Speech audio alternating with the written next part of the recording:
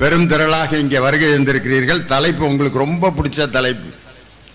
திரைப்பட பாடல்கள் இலக்கியம் ஆகுமா, இலக்கியம் ஆகாதா? காலையில் எந்திரிச்சு ஒரு பாட்டை நம்ம கேட்டோம்னா சாயந்தரம் வரைக்கும் அந்த பாட்டு தான் மனசுலேயே ஓடிக்கிட்டே இருக்கும்.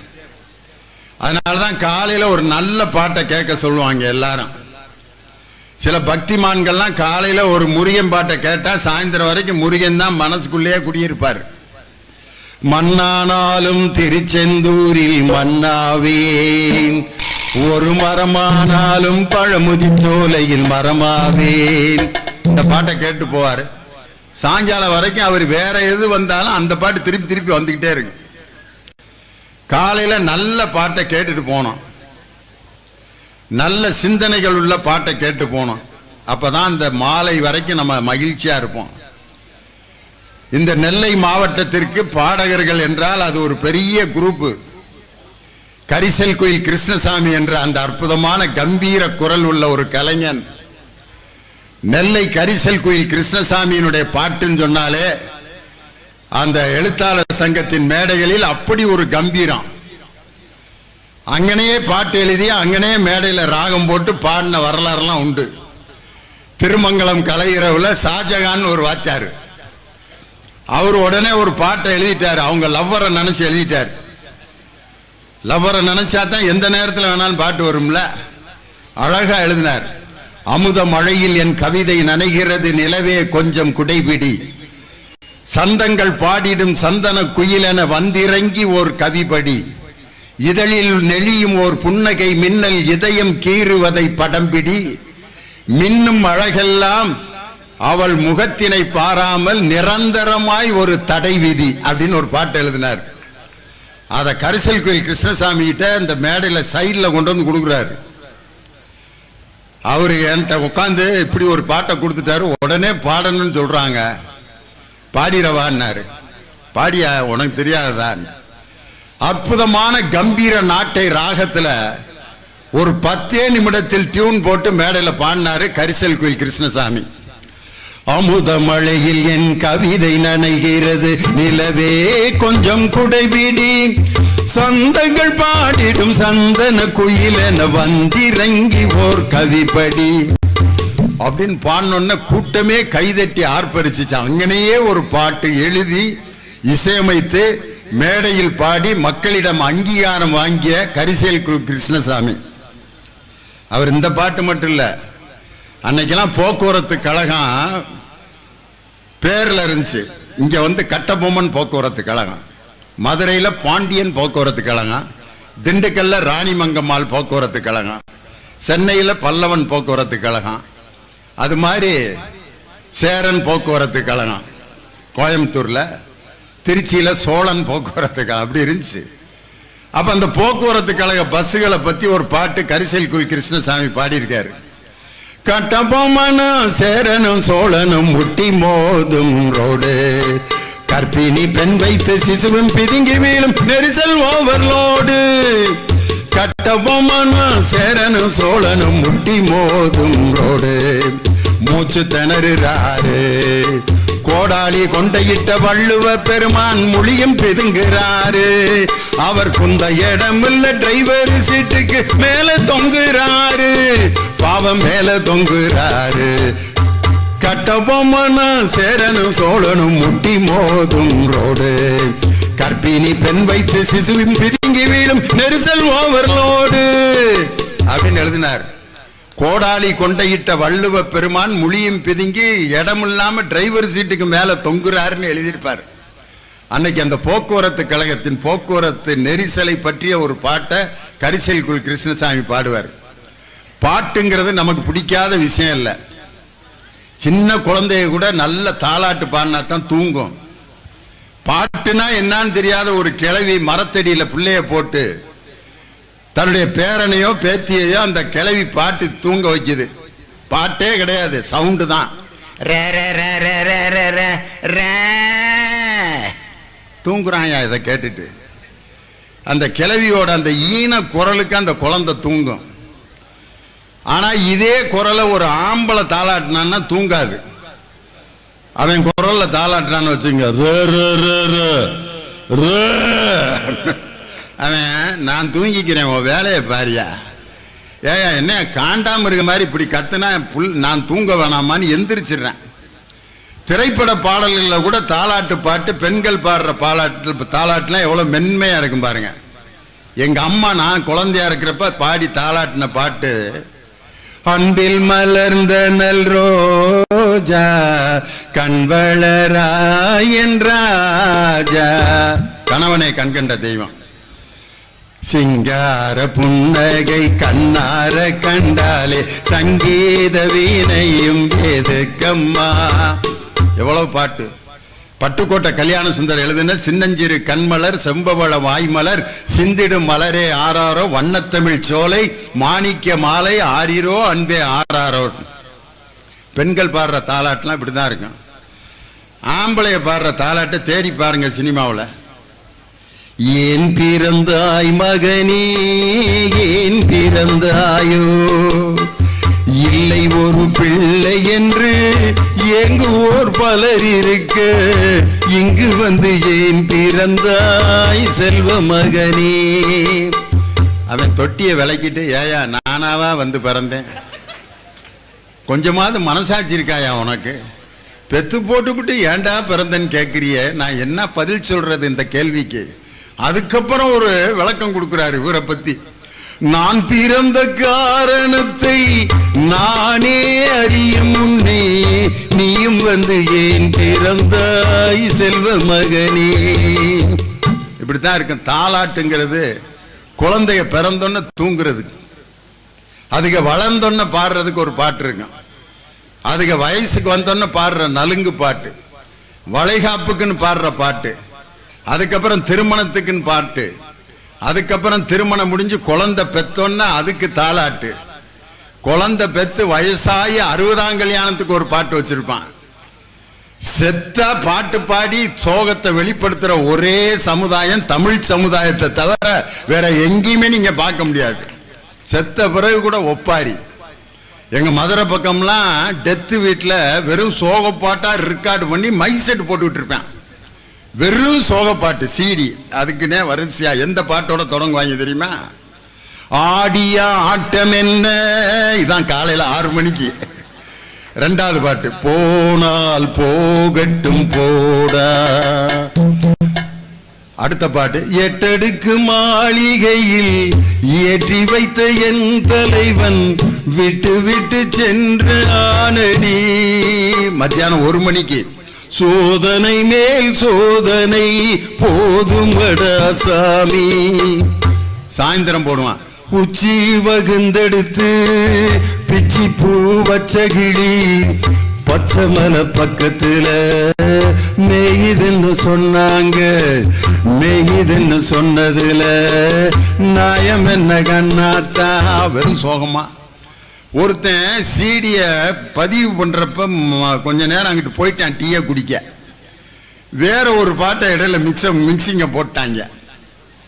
பாடியை தூக்கிட்டு கிளம்புறேன், ஆடியா ஆட்டம் என்ன, ஆஹா சிச்சுவேஷனல் சாங்கடா அப்படின்ட்டு பாடியை தூக்கி கொண்டு போய் அந்த தேர்ல வைக்க போற நேரத்துல மச்சான பாத்தீங்களா மலவாழ தோப்புக்குள்ள, குயிலக்கா கொஞ்சம் நீ பார்த்து சொல்லு வந்தார காணலியே. பாடிய தூக்கிட்டு இருந்தவன் சிரிச்சு உருள்றேன். மச்சான் தான் கிளம்பி போயிட்டு இருக்காரு, அவரை இனிமே பார்த்து என்ன பார்க்காம என்ன, தலைவாழை இலை போடுங்க ஊரை விருந்துக்கு வர சொல்லுங்கன்னு சாப்பிட கூப்பிட்டுக்கிட்டு இருக்கான். இவனை சுடுகாட்டு கொண்டு போயிட்டு இருக்காங்க. அந்த மைசூருக்காரனை வெளுத்துட்டாங்க. ஏண்டா ஏண்டா இப்படி. கல்யாண வீட்டுக்குன்னே சில பாட்டு வெறும் மகிழ்ச்சி பாட்டா போட்டுக்கிட்டு இருப்பாங்க.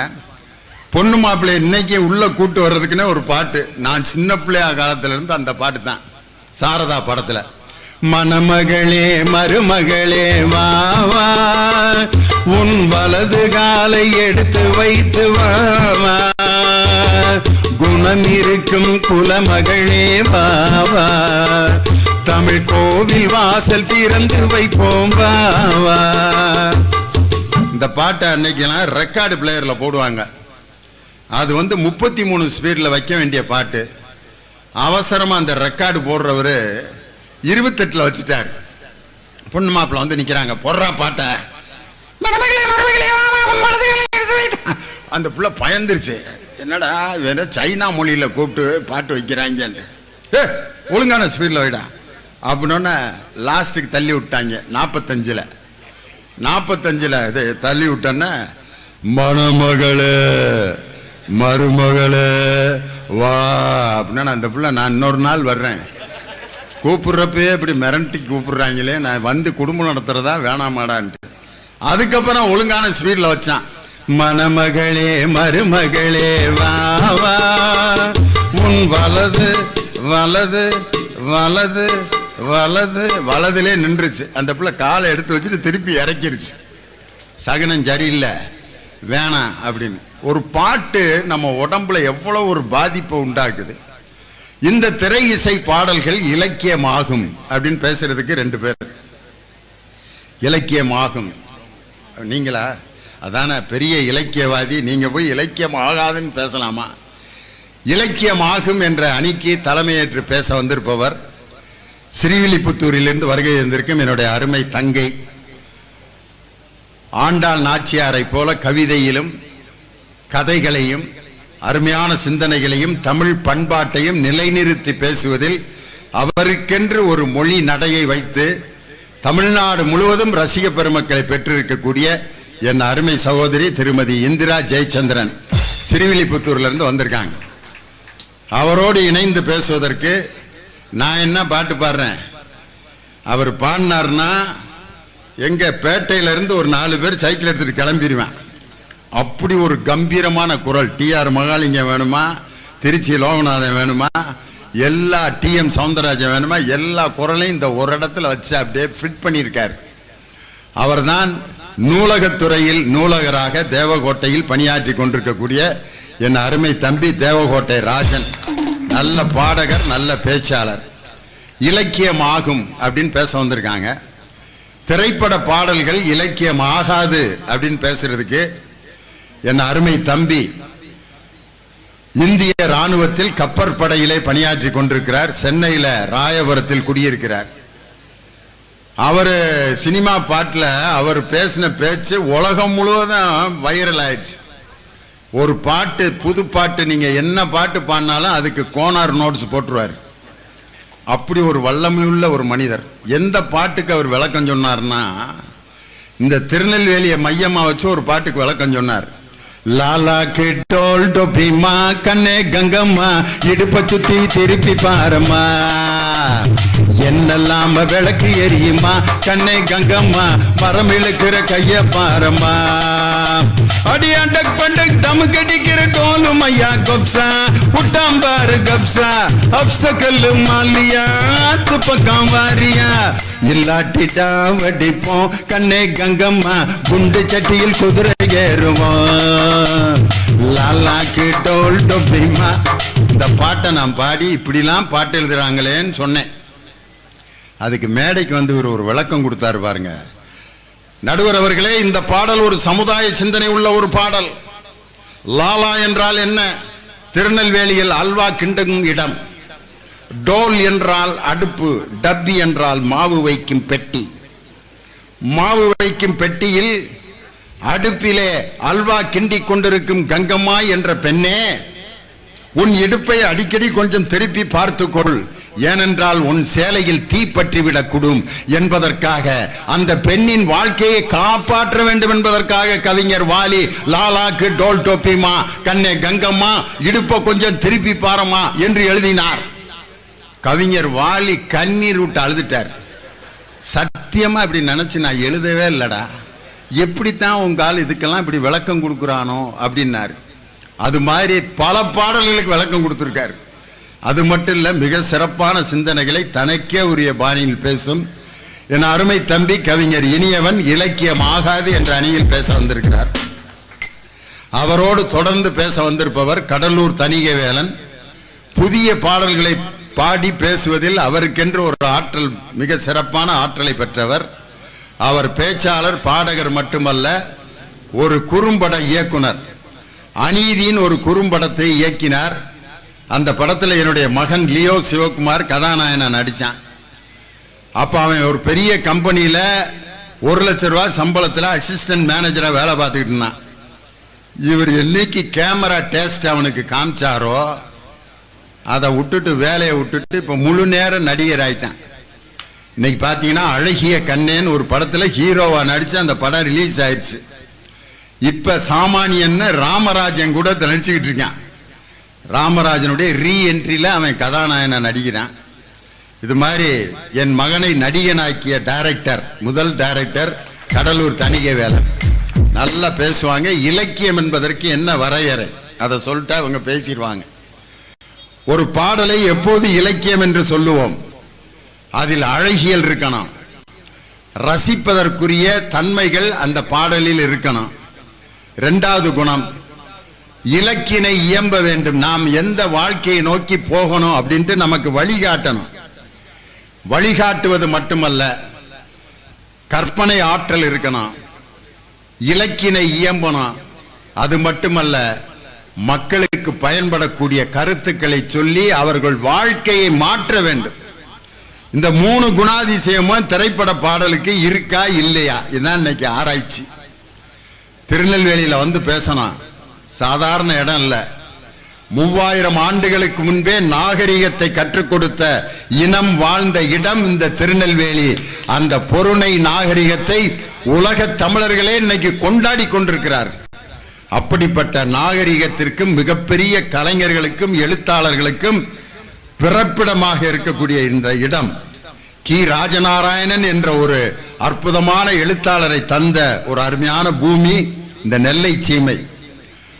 அந்த எழுத்தாளர்களுக்கு இப்ப தமிழக அரசு செய்திருக்கக்கூடிய ஒரு பெரிய மரியாதை என்னன்னா, சாகித்ய அகாடமி விருது பெற்ற எழுத்தாளர்களின் புத்தகங்களை பாடநூல் கழகத்தின் சார்பாக மிக குறைந்த செலவிலே வெளியிட்டு எல்லா மக்களுக்கும், எல்லா நூலகங்களுக்கும் அந்த நூல்களை கொடுக்க வேண்டும் என்று முதலமைச்சர் ஆணையிட்டு இருக்கிறார். அது எழுத்தாளர்களுக்கு ஒரு பெரிய கம்பீரம். அதைவிட மக்களால் நேசிக்கப்படுகின்ற எழுத்தாளர்களுக்கு அரசு மரியாதையுடன் அவர்கள் இறந்த பிறகு அவர்களுக்கு அந்த அரசு மரியாதை கொடுக்கப்பட்டது. அப்படி கொடுக்கப்பட்ட ஒரு எழுத்தாளர் தான் அண்மையில் காலமான எழுத்தாளர் பிரபஞ்சன். முழு அரசு மரியாதையுடன் இந்த அரசு கொடுத்த மரியாதை பெற்றுக்கொண்டு அவர் இறுதிச் சடங்கு நடைபெற்றது. அப்படிப்பட்ட நல்ல எழுத்தாளர்களை கொண்ட நெல்லை பூமி. முதலாவதாக இந்த நிகழ்ச்சியில் இலக்கியமாகும் என்ற அணிக்கு தன் கருத்துக்களை வழங்க நல்ல பாடல்களை உங்கள் முன்னால் பாடி உங்கள் கரவொலியை சம்பாதிக்க இருக்கின்ற தேவகோட்டை ராஜனை உங்கள் பலத்த கரவொலியோடு மேடைக்கு அழைக்கின்றேன். வாங்க.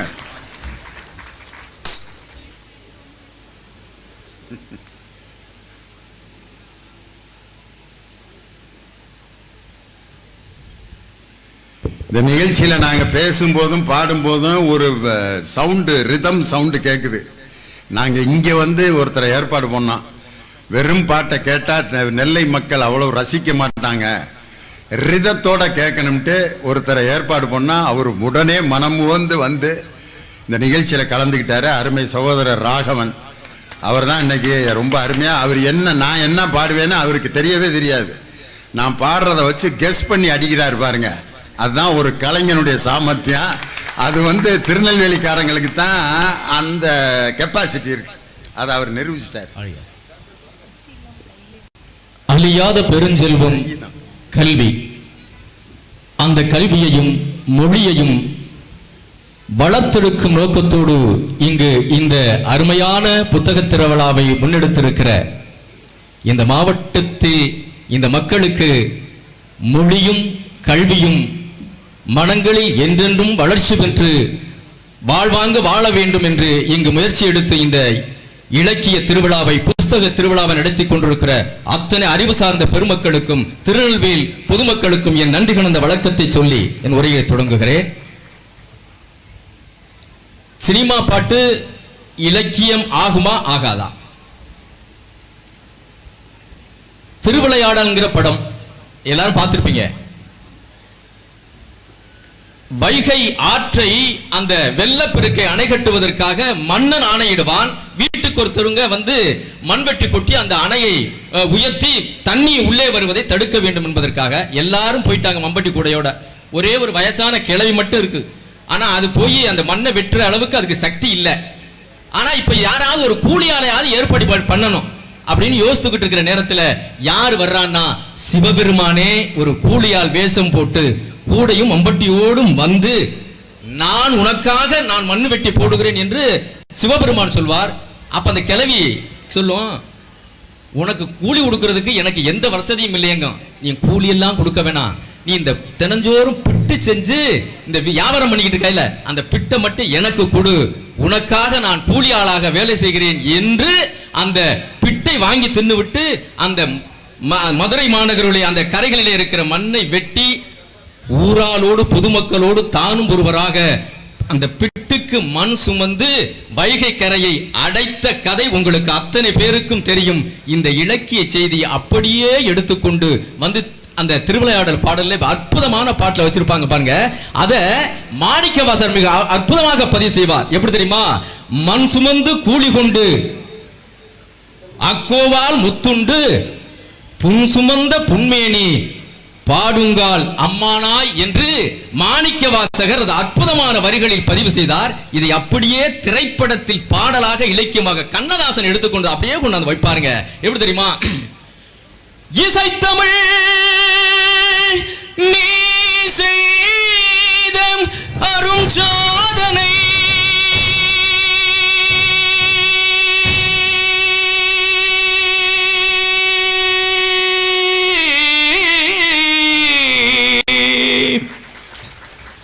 நீ இருக்கையிலே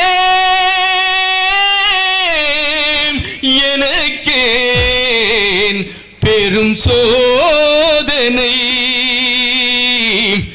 இறைவா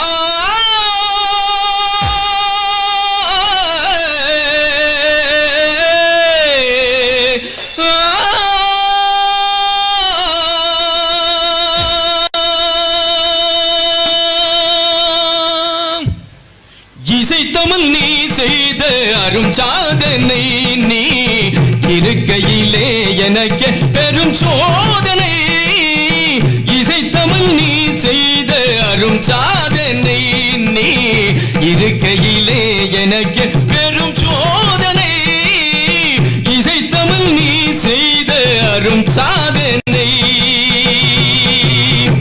சிவலிங்கம் சாட்சி சொன்ன கதையும் பொய்யோ மாமன் திருச்சபை வழக்குரைத்த முறையும் பொய்யோ சிவலிங்கம் சாட்சி சொன்ன கதையும் பொய்யோ மாமன் திருச்சபை வழக்குரைத்த முறையும் பொய்யோ பிட்டுக்கு மண் சுமந்து பிரம்படி பட்ட உன்னை பிட்டுக்கு மண் சுமந்து பிரம்படி பட்ட உன்னை பேசும் தமிழ் அனைத்தும் வாராதிருப்பதென்ன இசை தமிழ் நீ செய்த அரும் சாதனை நீ இருக்கையிலே எனக்கு பெரும் சோதனை இசை தமிழ் நீ செய்த அரும் சாதனை.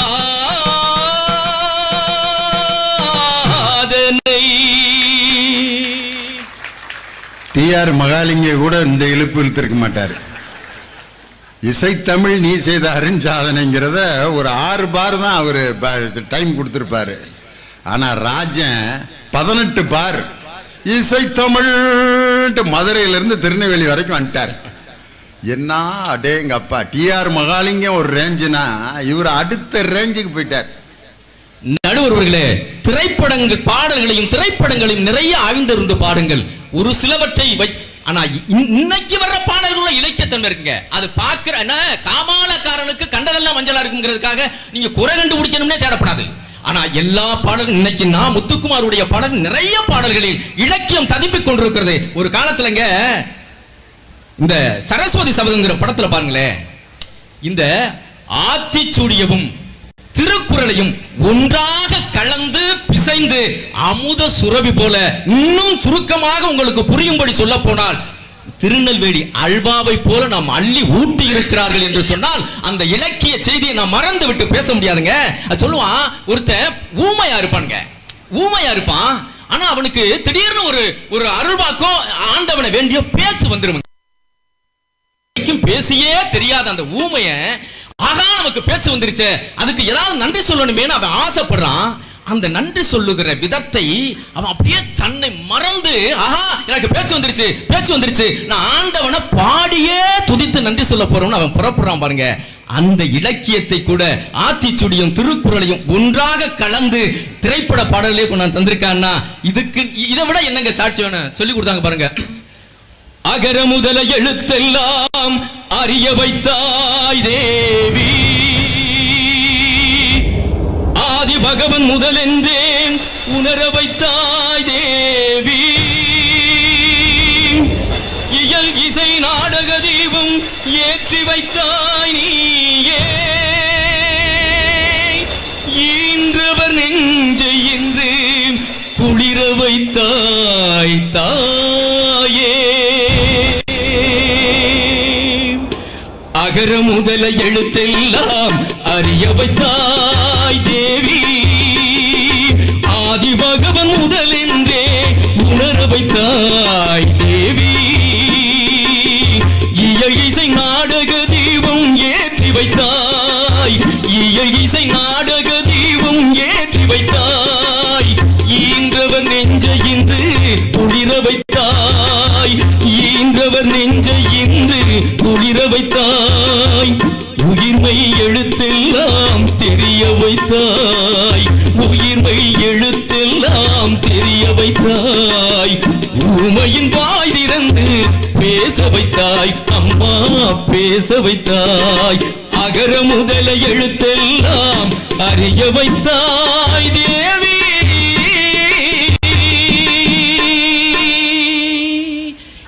சினிமா பாடல்கள் எவ்வளவு இலக்கியம்ங்க, இலக்கியம் அழகா போட்டு கொடுத்தாங்களே. ஒரு காலத்துல இந்த நட்பு இருக்குல்லங்க, கர்ணன் மிகப்பெரிய ஆளு உங்களுக்கு தெரியும். ஆனா அவன் தோர்த்து போகிற இடம் ஒன்று என்று சொன்னால் நட்புக்காக துரியோதனன் தோத்து போவாங்க. ஏன் தெரியுமா? ஏன்னா அனாதையா நிற்கதியா கர்ணன் நிப்பான். வில்வித்த கத்துக்கிற போற இடத்துல கூட இவன் அப்பன் பேர் தெரியாதவன் அனாதைன்னு சொல்லி அவனை நிராகரிப்பாங்க. ஆனா அந்த இடத்துல வந்து அங்கீகாரம் கொடுத்து அரசவை கொடுத்து அவனை அழகுபடுத்துகிற செயலை செய்கிறவன் யார் தெரியுமா? துரியோதனன். அங்கத நாட்டுக்கு அரசன் ஆக்கியிருப்பாங்க. இது ஒரு பக்கம் இருக்க, இதை விட மிஞ்சுகிற ஒரு நிகழ்வை நீங்க எல்லாருக்கும் தெரிஞ்ச செய்திதான். துரியோதனுடைய மனைவியும் கர்ணனும் தாயும் விளையாடிட்டு இருப்பாங்க. ஆனா அந்த நேரத்தில் துரியோதனன் அங்க இருந்து வருவான். புருஷனை பார்த்த உடனே துரியோதனன் மனைவியை மரியாதை நிமித்தம் எந்திரிப்பாங்க. கர்ணன் ஆப்போசிட்ல அந்த எதிர்ப்புறமா முகத்தை வச்சுக்கிட்டு விளையாடிக்கிட்டு இருப்பான். துரியோதனன் வர்றது தெரியாது. இவன் என்ன நினைக்கிறான்? ஆகா போட்டியில இருந்து தோக்க போறோம்ங்கிறதுக்காக டக்குனு அவன் எந்திரிக்கிறா அப்படின்னு உட்காருங்க அப்படின்னு எட்டி கை வச்சு இடையில கை வைப்பான். இடையில இருந்த பவள மணிகள் அப்படியே அந்த செதறி ஓடுங்க. அப்படியே துரியோதனன் உள்ள வருவான். வரும்போது கேட்பான், இதை எடுக்கவோ கோர்க்கவோ என்று கேட்பான். சுருக்கமாக சொல்ல போனால் என்ன தெரியுமா? கர்ணா, நீ என் உயிரா, எந்த நாளும் நீ தப்பு செஞ்சிருக்க மாட்ட. ஆனா நீ ஒருவேளை இந்த காட்சியை நான் பார்த்தவுடன் எங்க தப்பாக நினைத்து விடுவானோ என்று நீ சந்தேகப்படலாம். ஆனா நான் எப்படி இருக்கிற மனநிலையில் எப்படி இருக்கேன் தெரியுமாடா? இந்த உருண்டு ஓடுதல இந்த பவள முத்துக்கள் அதை எடுக்கவோ கோர்க்கவோ என்று கேட்டான் என்று சொன்னால் நீ நினைக்கிற மாதிரி நான் இல்லை. அந்த சிறிய ஓட்டைக்குள்ளும் நூலை கொடுத்து கோருக்கிற தெளிவான மனநிலையோடு உண்மையில் வைத்திருக்கிற நம்பிக்கையோடு நான் தெளிவாகத்தான் இருக்கிறேன் என்று துரியோதனன் சொன்னான். அந்த பெரிய நட்பை அந்த கர்ணன் மேல வச்சிருந்தான். இப்ப அந்த நட்புக்கு அடிமைங்க கர்ணன். இப்ப என்ன சொல்லுவான்? அந்த நட்புக்காக தன்னை அப்படியே அந்த அவனுக்கிட்ட தோத்து போவான் கர்ணன். இத ஒரு படத்துல, அற்புதமான ஒரு படத்துல அந்த பாட்டை கொண்டாந்து அப்படியே அந்த கதையம்சத்தை பொருத்துகிற மாதிரி ஒரு பாட்டுல கொண்டாந்து வச்சிருப்பாங்க. எப்படி தெரியுமா? ஆட்டுவித்தாய் யாரொருவர் ஆடாதாரே கண்ணா, ஆசையினும் தொட்டிலே ஆடாதாரே கண்ணா, ஆட்டுவித்தாய் யாரொருவர் ஆடாதாரே கண்ணா, ஆசையினும் தொட்டிலே ஆடாதாரே கண்ணா, நீ நடத்தும் நாடகத்தில்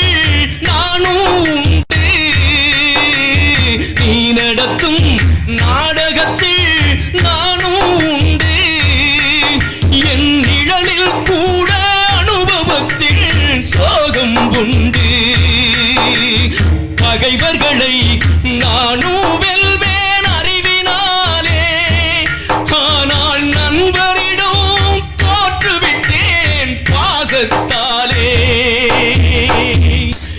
நண்பனிடம் தோற்றுவிட்டேன் பாசத்தாலே. ஆட்டுவித்தாய் யாரொருவர் ஆடாதாரே கண்ணா, ஆசையெனும் தொட்டிலே ஆடாதாரே கண்ணா, ஆடாதாரே கண்ணா, ஆடாதாரே கண்ணா.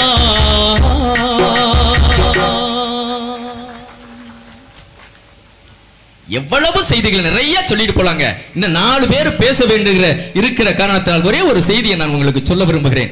கண்ணதாசன் இருக்காங்கல்ல, கண்ணதாசனுக்கு கண்ணனை பத்தி பாட்டு எழுதுகிறான்னா கொல்ல பிரியமுங்க.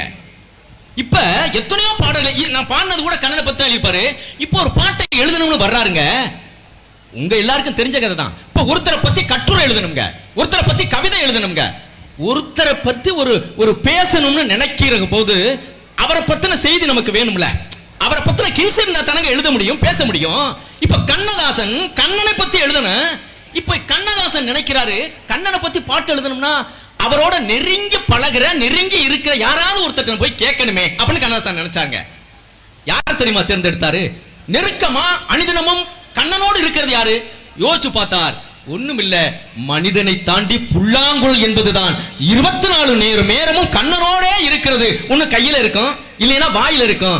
வாசிக்காத போது அவன் இடையில சொருவி வச்சிருப்பாருங்க கண்ணை. இப்ப அவர் நினைக்கிறாரு இந்த புல்லாங்குழல் கிட்ட போய் கேட்டா கண்ணனை பத்தி அருமையான தகவல் கிடைக்குமே அப்படின்னு யோசிச்சாருங்க. இப்படி யோசிச்சுக்கிட்டு அப்படி நெருங்கி போகல, இன்னொரு செய்தி மேல் நோக்கி வருகிறது. புல்லாங்குழலுக்கிட்ட கேட்போமா இல்ல புல்லாங்குழலை கொடுத்த மூங்கிலுக்கிட்டே போய் கேட்டுருவோமா? அந்த தாக்கிட்ட போய் கேட்டா இன்னும் கூட செய்தி கிடைக்குமே அப்படி நினைத்து அந்த புல்லாங்குழலை கொடுத்த மூங்கிலுக்கிட்டயே கண்ணதாசன் போய் கேட்கிறார். எப்படி தெரியுமா? புல்லாங்குழல் கொடுத்த மூங்கில்களே எங்கள் புருஷோத்தமன் புகழ் பாடுங்களே. புல்லாங்குழல் கொடுத்த மூங்கில்களே எங்கள் புருஷோத்தமன் புகழ் பாடுங்களே. 2 வரிய கண்ணதாசன் எழுதிட்டாரு. இப்ப அடுத்த வரி வேணும், அப்படியே தடுமாறுறாருங்க, தேடுறாரு. எங்கடா போய் பண்ணோம்னா டக்குனு அவருக்கு ஒரு மகாபாரத காட்சி நினைவுக்கு வருகிறது. இந்த பீமன் இருக்காங்கல்ல, தினந்தோறும் கங்கையில ஒரு ஆழமான பகுதியில தினந்தோறும் ஓடி வந்து குதிச்சு குளிக்கிறதா வழக்கம், பீமனுடைய வழக்கம். அன்னைக்கும் குதிச்சு குளிக்கிறதுக்காக வந்து பீமன் நின்றான். கண்ணன் இங்க வந்துட்டாருங்க.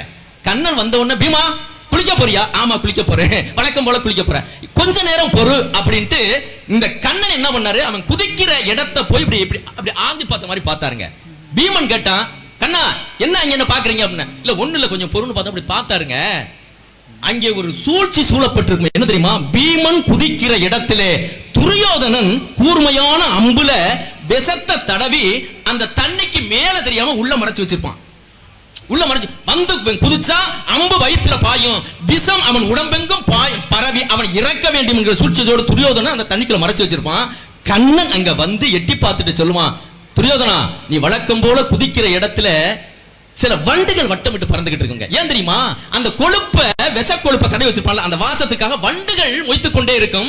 இப்ப சொல்லுவான் கண்ணன் பீமனு கிட்ட, வண்டுகள் நிறைய வண்டுகள் மொய்த்துக் கொண்டிருக்கிறது, நீ ஓடி வந்து குதிச்சாயினா அந்த வண்டு பூரா மூழ்கி இறந்து விடும், அந்த பாவம் உனக்கு வேணாம், ஒன்னே ஒண்ணு பண்ணு, ஒண்ணு இப்படி தள்ளி குதிச்சிரு, இல்லைன்னா அதை தாண்டி குதிச்சு நீ குளிச்சுட்டு போ பீமா அப்படின்னு கண்ணன் சொல்லிடுவாரு. அப்படித்தானே, இது ஒன்றும் பெரிய விஷயம் இல்லை, தாண்டி இப்படி குதிச்சிருப்பான். வண்டுகள் ரூபத்திலே வந்து பீமனை காத்த காட்சி கண்ணதாசனுக்கு வந்துச்சு. அடுத்த அடி போட்டான் பாருங்க, எப்படி தெரியுமா? புல்லாங்குழல் கொடுத்த மூங்கில்களே எங்கள் புருஷோத்தமன் புகழ் பாடுங்களே, வண்டாடும் கங்கை மலர் தோட்டங்களே எங்கள் மதுசூதனன் புகழ் பாடுங்களே. புல்லாங்குழல் கொடுத்த மூங்கில்களே எங்கள் புருஷோத்தமன் புகழ் பாடுங்களே.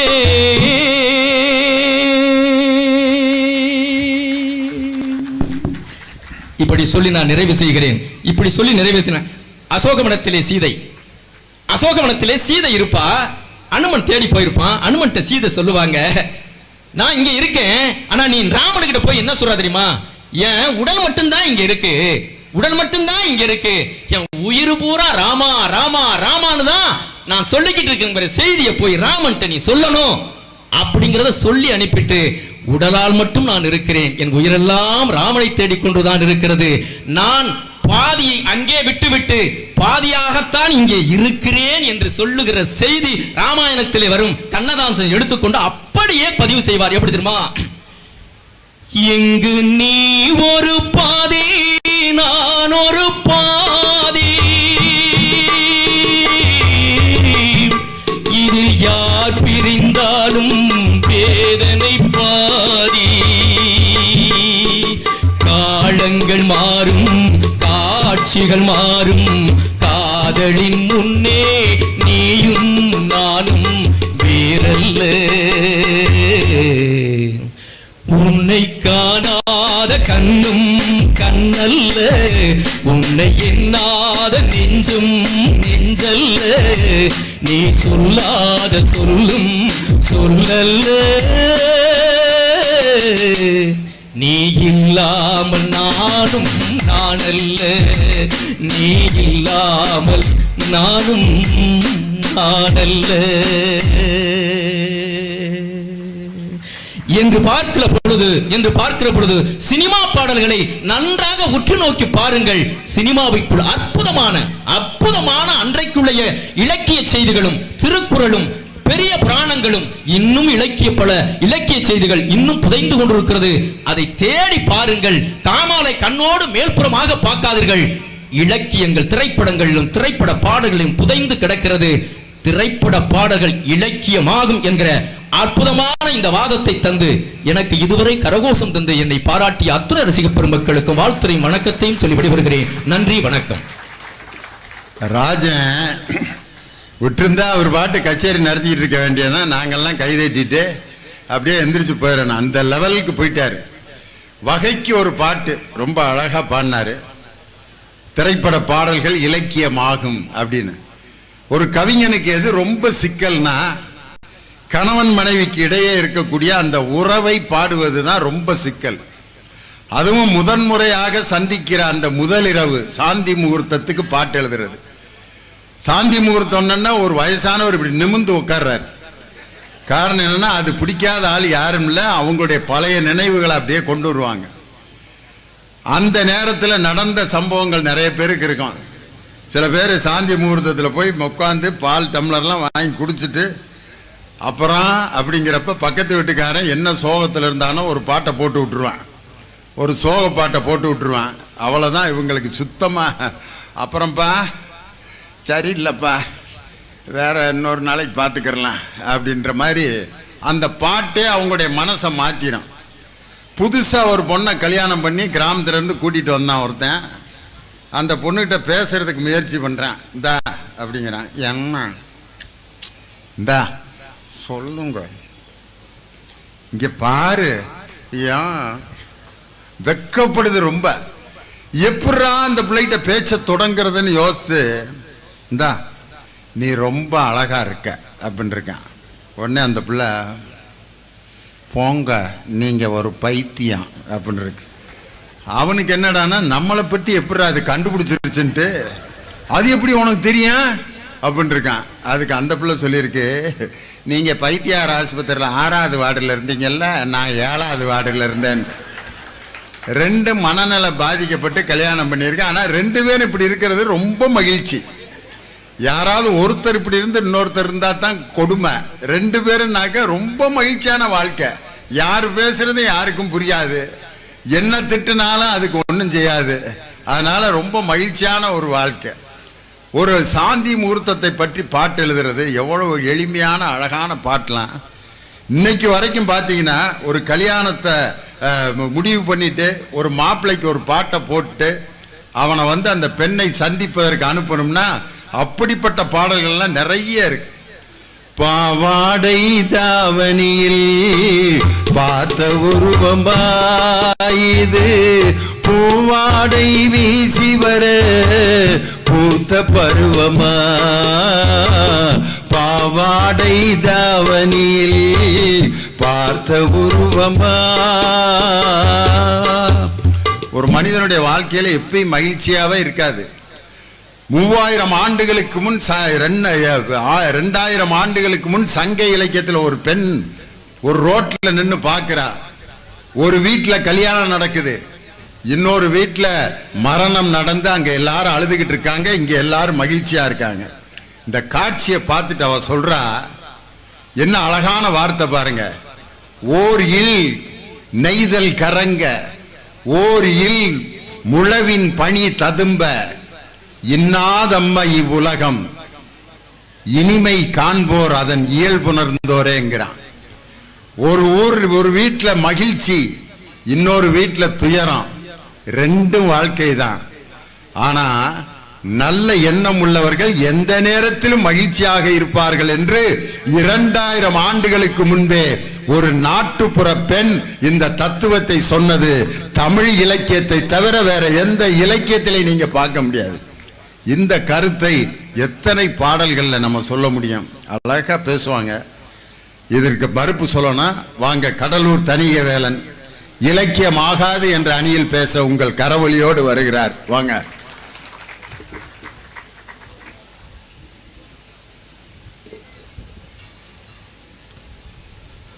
பெருமதிப்பிற்குரிய நடுவர் அவர்களே, நல்ல தமிழை நேசிக்கும் கூட்டத்தை நாங்கள் எல்லா ஊர்களிலும் பார்த்திருக்கின்றோம்.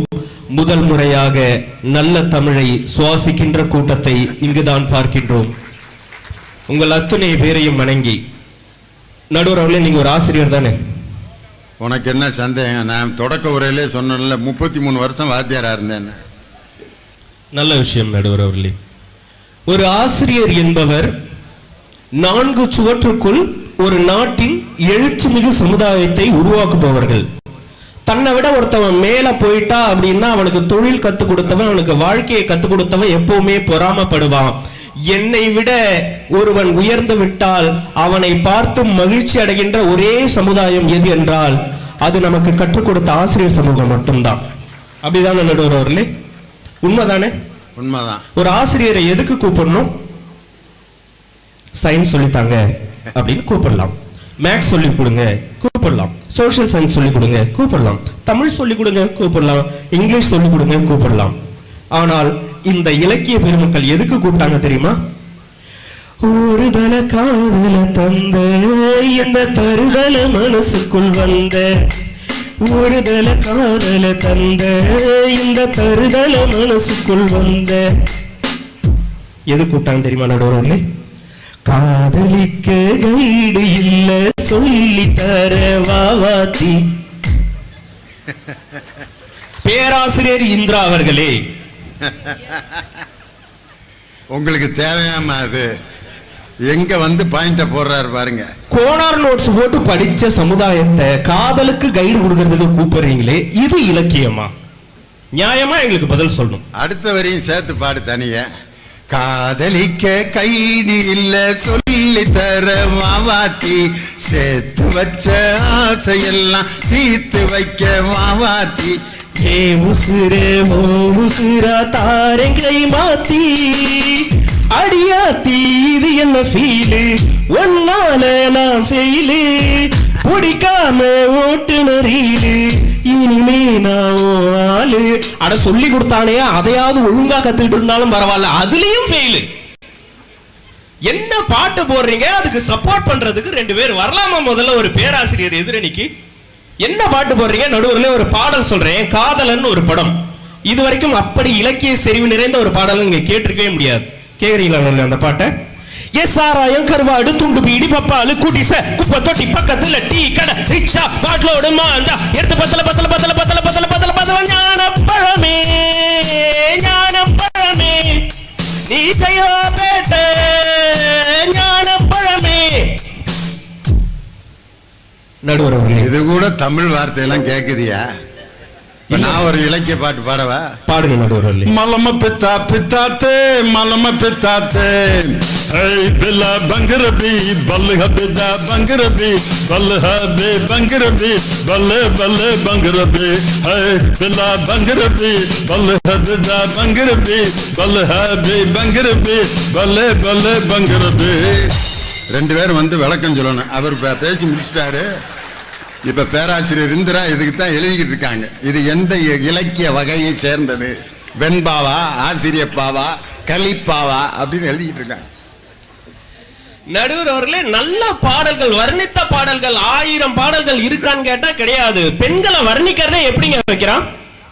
கொக்கோ கோலா பிரவுன் கலருடா, ஏன் அக்கா பொண்ணும் அதே கலருடா, காஃபியில பண்ண அமுக்குடா, அந்த காம்பினேஷன் ரொம்ப கூடுடா, ஐயோ ஜில்லுன்னு என் ஆளு பார்த்தாலே ஐயா மனசுக்குள் ஐசதான் வச்சாலே. பேராசிரியர் வரலாமா? அது முன்னாடி பின்னாடி கண்ணாடி அப்படின்னு எழுதுனா போதும். இடையில இருக்க வார்த்தையை பத்தி கவலையே இல்லை. விதவிதமா சோப்பு சேப்பு கண்ணாடி எங்க அக்கா மக வந்து நின்னா முன்னாடி. எப்பவுமே காதல் ஒரு கண்ணாடி, அத உடஞ்சிராம பாக்குற வெங்கில்லாடி. டாவு டாவு டாவு டா டாவுலாட்டி டையடா டாவு டாவு டாவு டா டாவுலாட்டி டையடா. ராஜன் இசை தமிழ் அப்படின்னு இதெல்லாம் எந்த வகையில சேர்க்கிறது? என்ன தத்துவத்தை நீங்க சொல்றீங்க? அதுவும் வந்ததுல இருந்து ராஜன் அவர்கள் பாடின பாட்டெல்லாம் பாருங்க. அவங்க தாத்தா காலத்துல அவங்க அப்பா காலத்துல பாடின பாட்டெல்லாம் கொண்டு வந்து பாடிவிட்டு இதெல்லாம் இலக்கியம் தானே. நான் கேக்குறேன், ஒரு 20 வருஷத்துல பாடின பாடல்களை மட்டுமே பாடுறீங்களே, அதுக்கப்புறம் 60 வருஷம் அந்த பாடல்கள்லாம் அப்படி இருக்கா அப்படின்றத எங்களுடைய கேள்வி. நல்ல பாடல்கள் எங்களுக்கும் தெரியும், ஏன் நாங்க பாட மாட்டோம்? கண்ணு கொருவண்ணு கிளி காது கொருகான குயில் நெஞ்சு கொருவந்தி கொடி நீதானம்மா, தத்தி தவழும் தங்கச்சிமிழே பொங்கி பெருகும் சங்க தமிழை முத்தம் தர நித்தம் வரும் நட்சத்திரம். யாரோடு எங்கு எனக்கென்ன பேச்சு, நீதானே கண்ணே நான் வாங்கும் மூச்சு, வாழ்ந்தாக வேண்டும் வாரா கண்ணே, ராசாத்தி ஒண்ணு காணாத நின்று காத்தாடி போலாடுது. இந்த பாட்டை நாங்க கண்டுபிடிக்கணும்னா 4 ஃபில்டர் வச்சு வடிகட்டிட்டு கடைசியா தேடி எடுத்தோம்னா வைதேகி காத்திரலாம் ஒரு பாட்டு எடுக்கலாம். ஆனா இப்ப வரக்கூடிய பாடல்கள்லாம் அப்படி இருக்குதா அப்படின்றதா என்னுடைய கேள்வி.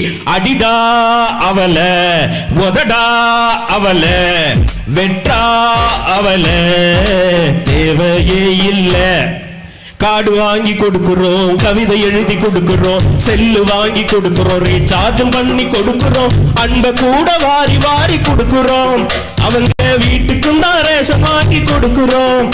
நாங்க கொடுத்ததெல்லாம் வாங்கிக்கிட்ட அவங்க தான் எங்களுக்கு வேதனைய கொடுக்கிறாங்க. ஏனடா ராஜன் சார், இதெல்லாம் எந்த நான்மணி கடிகையில வந்தது, எந்த 10 பாட்டுல வந்தது, இல்ல எந்த திருக்குறள்ல வந்தது, இல்ல எந்த செய்யுள்ல வந்தது அப்படின்னு பேராசிரியர் இந்திரா அவர்கள் வந்து எங்களுக்கு பதில் சொல்லணும். சார் பாடல்கள் அப்படின்றது மென்மையா இருந்தா இலக்கியம் நாங்க எடுத்துக்குவோம் சார். ஒரு பாடல் சார் அடி வயிற்றுல இருந்து பாடுறான் சார், அடியே அடியே என்ன எங்கடி கூட்டி போற, தெருல எதுக்குடா பின்னாடி போற, என்னடா பாட்டு போடுறீங்க? இன்னொரு பாட்டு நடுவர்களே, கண்ணும் கண்ணும் நோக்கியா நீ கொள்ளை கொல்லும் மாஃபியா, கேப்பச்சினோ காஃபியா சோஃபியா. அந்த பாட்டை கேட்டு சோபியான்ற பிள்ளைக்கு பாடிட்டு இருக்கான் போல இருக்குன்னு நானும் ரொம்ப காலமா நினைச்சிட்டு இருக்கேன். கடைசியா அந்த பாட்டு லைனை எடுத்து பார்த்ததுக்கு அப்புறம் தான் தெரியுது சோஃப்ரியா அப்படின்னு கேட்டிருக்கிறான். ஒரு பாடல்களுடைய வரிய முதல்ல தெளிவா உச்சரிக்கிற மாதிரி எழுதுறாங்களா? காதல் பிசாசை காதல் பிசாசை ஏதோ சௌக்கியம் பருவாயில்லை, காதல் பிசாசை காதல் பிசாசை நாளும் அவஸ்தைகள் பருவாயில்லை. ஏன்னா அந்த பிள்ளைக்கு அம்புட்டு பருவா இருக்கும் அப்படின்னு யோசிச்சா பரவாயில்லையா, பரவாயில்லையே பரவாயில்லைன்னு பாடி சமூகத்தை கெடுத்துக்கிட்டு நடுவில் இப்போ ஒரு பாட்டு வந்திருக்கு நடுவர் அவர்களே, எல்லாம் ட்ரெண்டிங் அந்த பாட்டு தான். அந்த அறிவிப்பும் அன்பை தருவார், சின்ன அறிவிப்பும் என்று சுடுவாளே, ஐயோ தும்மிடி தும்மிடி தும்மிடி இருமிடி இருமிடி இருமிடி. என்னடா பாட்டு போறீங்க நடுவர்களே? பாடல்கள் கேட்கும் போது காதுக்கு இனிமையா இருக்கணும், அப்படித்தான் இருக்குதா ஒரு பாட்டு? வெத்தலை போட்ட சோக்குல நான் கப்புன்னு குத்துன மூக்குல அட வந்தது பாரு ரத்தம், இந்த அமர மனசு சுத்தம், வாராவதி இறக்கும் அமரம் வந்து நின்னா சருக்கும், அமரம் பேர சொன்னா பாரு சோடா பாட்டில் பருக்கோ, ஐசால கடிமேட்டு தானுங்க அமரன் பாட்டுல தான் கெட்டிக்காரங்க, ஏய் ஐசால கடிமேட்டு தானுங்க அமரன் பாட்டுல தான் கெட்டிக்காரங்க. சோடா பாட்டில் பறக்கிற பாட்டுக்கு கண்ணாடி போட்டுக்கிட்டு ஒரு பேராசிரியர். ஏற்கனவே ஒரு காலகட்டத்துல மாணவர்களுடைய சிகை அலங்காரம் உடை அலங்காரம் எப்படிங்க இருந்தது? நீட்டா தலை கோதி இருக்கணும், வாரி அழகா அயன் பண்ணி இருக்கணும், ஷர்ட் அழகா பேண்ட் போட்டிருக்கணும், அப்படிதான் மாணவர்கள் பள்ளிக்கூடத்துக்கு வரணும் அப்படின்னு ஆசிரியர்கள் சொல்லி கொடுத்த ஒரு காலம் இருந்தது. இன்னைக்கு தெளிவா பாருங்க, கிளாஸ் ரூம்ல மேல 2 பட்டன் எவனுக்கும் மூடவே மாட்டேங்குது. ஏற்கனவே அவன் கை ஒல்லியாதான் இருக்குது, அதை விட டைட்டா ஒரு சட்டையை தச்சு போட்டு அந்த பேண்ட் கால் பாதத்தை தொடவே மாட்டேன், ஏற்கனவே இருக்கிற லெகின்ஸ் மாதிரி சுருக்கி மேல விட்டுக்கிட்டு இடுப்புல தங்காத ஒரு பேண்ட போட்டுக்கிட்டு வரான். அவனை கெடுத்து வச்சிருக்கிறதெல்லாம் எது தெரியுமா நடுவர்களே? அவங்களுடைய இலக்கிய நிறைந்த பாடல்கள் தான். என்ன பாட்டு தெரியுமா? படிச்சு பார்த்த ஏறவில்லை, குடிச்சு பார்த்த ஏறிடுச்சு, சிரிச்சு பார்த்த சிக்கவில்லை, முறைச்சி பார்த்தோம் சிக்கிடுச்சு. இருனே அந்த இலக்கிய வரிகள் எல்லாம் சொல்றேன், அதை நீங்க கூர்ந்து கவனிக்கணும். அவரு அந்த டுபாக்கூர் பாட்டுக்கு தான் நல்லா வாசிக்கிறாரு, இசை தமிழ் பாட்டுக்கு தலாவிறாரு கடந்து மிருதங்கத்தை. ஆனா நீங்க பாடின எல்லா பாட்டுக்கும் ரிதம் மாறவே இல்லை. காரணம் அவர் அதவையாத்தான் பிராக்டிஸ் பண்ணி விட்டுருக்காங்க அவருக்கு. நடுவில் அந்த இலக்கிய வரிகள் தான் ரொம்ப முக்கியம். நாங்க அப்பா காசில் பீர் அடிப்போம், எஸ்எம்எஸ்ஸில் சைட் அடிப்போம், வெட்டி பையனும் பேர் எடுப்போம். என்னடா பாட்டு போடுறீங்க? இன்னொரு பாட்டு, சைட் அடிப்போம், தம் அடிப்போம், வாசிக்காதீங்க நடுவர் போச்சுக்குவேன். சைட் அடிப்போம், தம் அடிப்போம், தண்ணியத்தான் கலந்தடிப்போம். ஏன்னா ராவ அடிச்சா அவருக்கு ஒத்துக்காதான். தண்ணியத்தான் கலந்தடிப்போம், புக்ஸை மட்டும் எடுக்கவே மாட்டோம். நாங்க பஸ்லயும் தொங்கிடுவோம், ட்ரெயின்லயும் தொங்கிடுவோம், டிக்கெட் மட்டும் எடுக்கவே மாட்டோம். இந்த மாதிரியான கேவலமான வரிகளை எழுதி சமூகத்தை கெடுத்துட்டு இங்க வந்து நாங்கள் இலக்கியம் எழுதுற எங்க ஆட்கள்லாம் ஏகப்பட்ட பேர் இருக்காங்கம்மா. அது பள்ளிக்கூடத்துல பாடமா எங்களுக்கு இருக்குது. திரைப்பட கொட்டகைக்கு வந்து அந்த பாடல்களை பார்த்து எங்க வாழ்க்கையை திருத்திக்கணும் அப்படின்ற அவசியம் எங்களுக்கு கிடையாது அப்படின்றதான் எங்களுடைய வாதம்.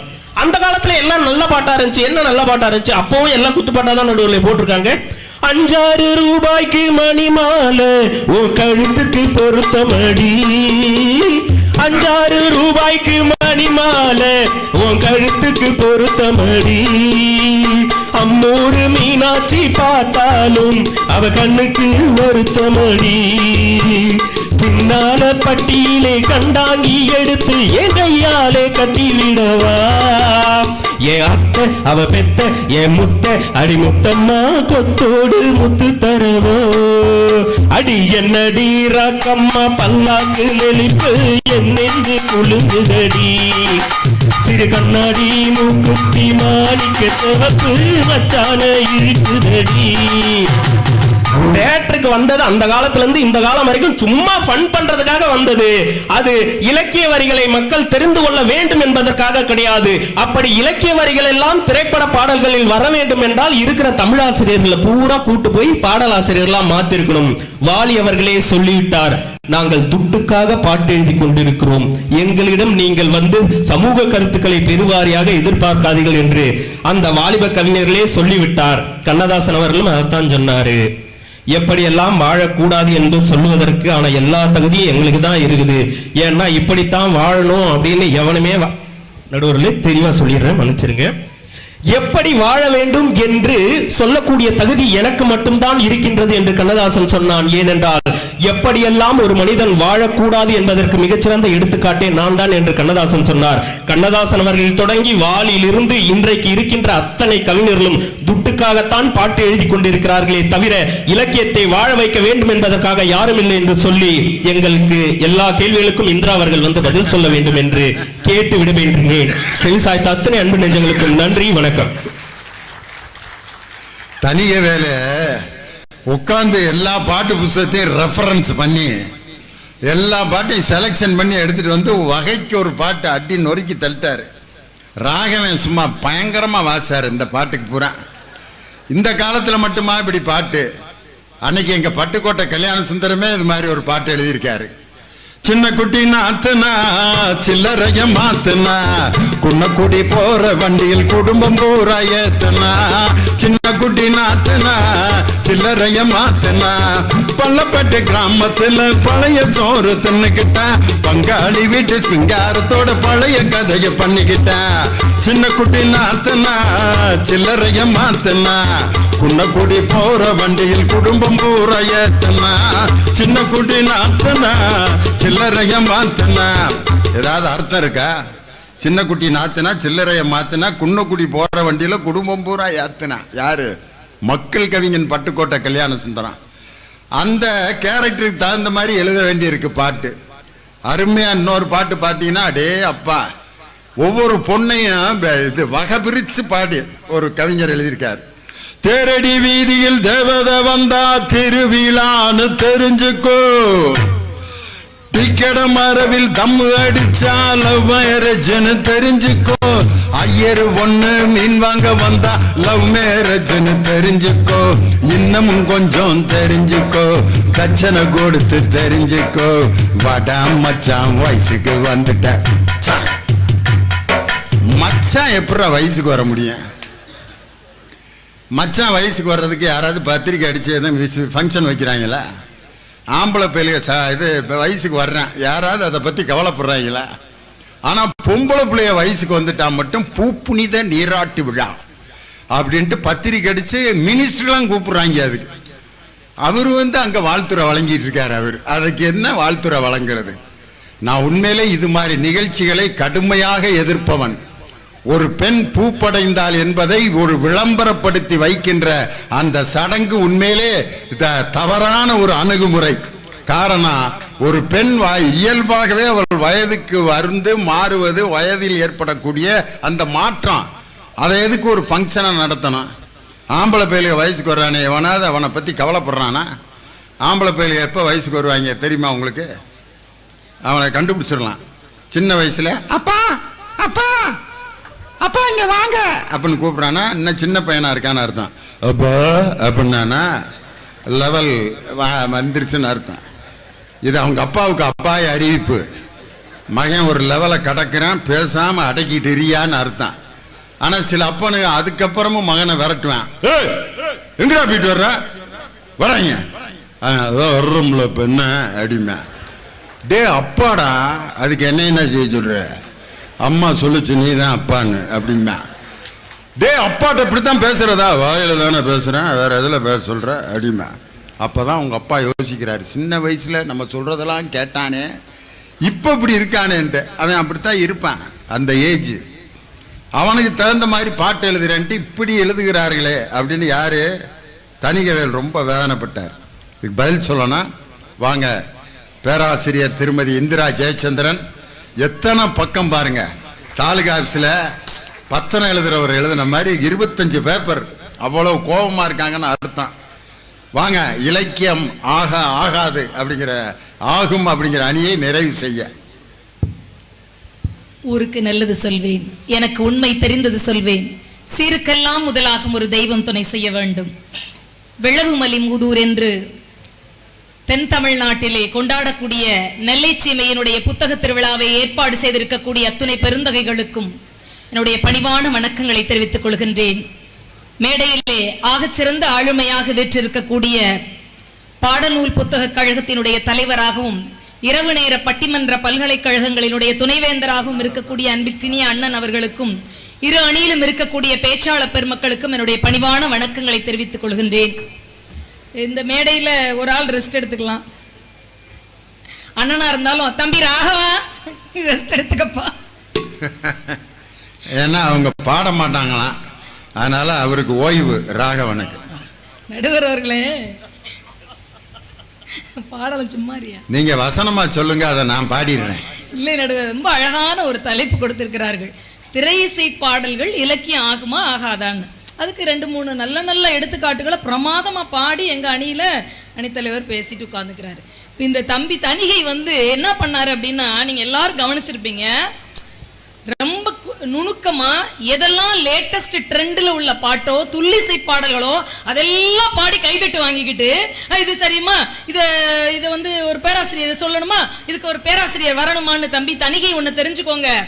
எம்ஃபில் PhD போன்ற ஆய்வுகளுக்கு பெரும்பாலும் தலைப்பாக இருக்கக்கூடியது மருதகாசி, பட்டுக்கோட்டை, கண்ணதாசன், வாலி, இன்னும் முத்துக்குமார் வரையும் தாண்டி இருக்கக்கூடிய பல திரையிசை பாடல்களைத்தான் தமிழ் கூறும் நல்லுலகம் ஆய்வேட்டிலே வைத்துக் கொண்டு முனைவர் பட்டத்தை வாங்கி கொண்டிருக்கிறது என்பதை நான் இந்த இடத்துல பெருமையோடு பதிவு செய்கிறேன். அங்கிருந்து வந்து காதலிக்கு கைடு இல்ல வாவாத்தின்னு நீங்க எப்படி சொல்லலாம், இது எப்படி திரையிசை பாடலாகும்?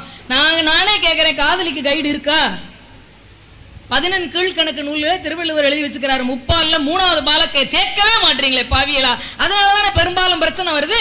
கம்ப்யூட்டர் பயிற்சி பள்ளி இருக்கு, டிரைவிங் பயிற்சி பள்ளி இருக்கு, திருமண பயிற்சி பள்ளி கூட இருக்கு, திருமண பயிற்சி நிலையம் கூட இருக்கு. காதல் பயிற்சி நிலையம் எங்கேயாவது இருக்கா? ஐயோ ஒன்னே தான் கேட்கிறேன், எங்கேயாவது அதுக்கு ட்ரைனிங் கொடுக்கறதுக்கு இடம் இருக்குமா? லவ் ட்ரைனிங் சென்டர் கிடையவே கிடையாது.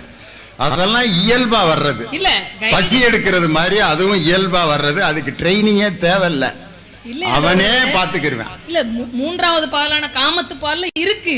வள்ளுவர் சொன்ன குறளையும் அதுக்கான பொழிப்புரையும் இந்த மேடையில பதிவு செய்ய முடியுமான்னு எனக்கு தெரியல. அப்படியெல்லாம் இருக்கு, நீங்க வெளியே சொல்லாம வச்சிருக்கிறீங்க.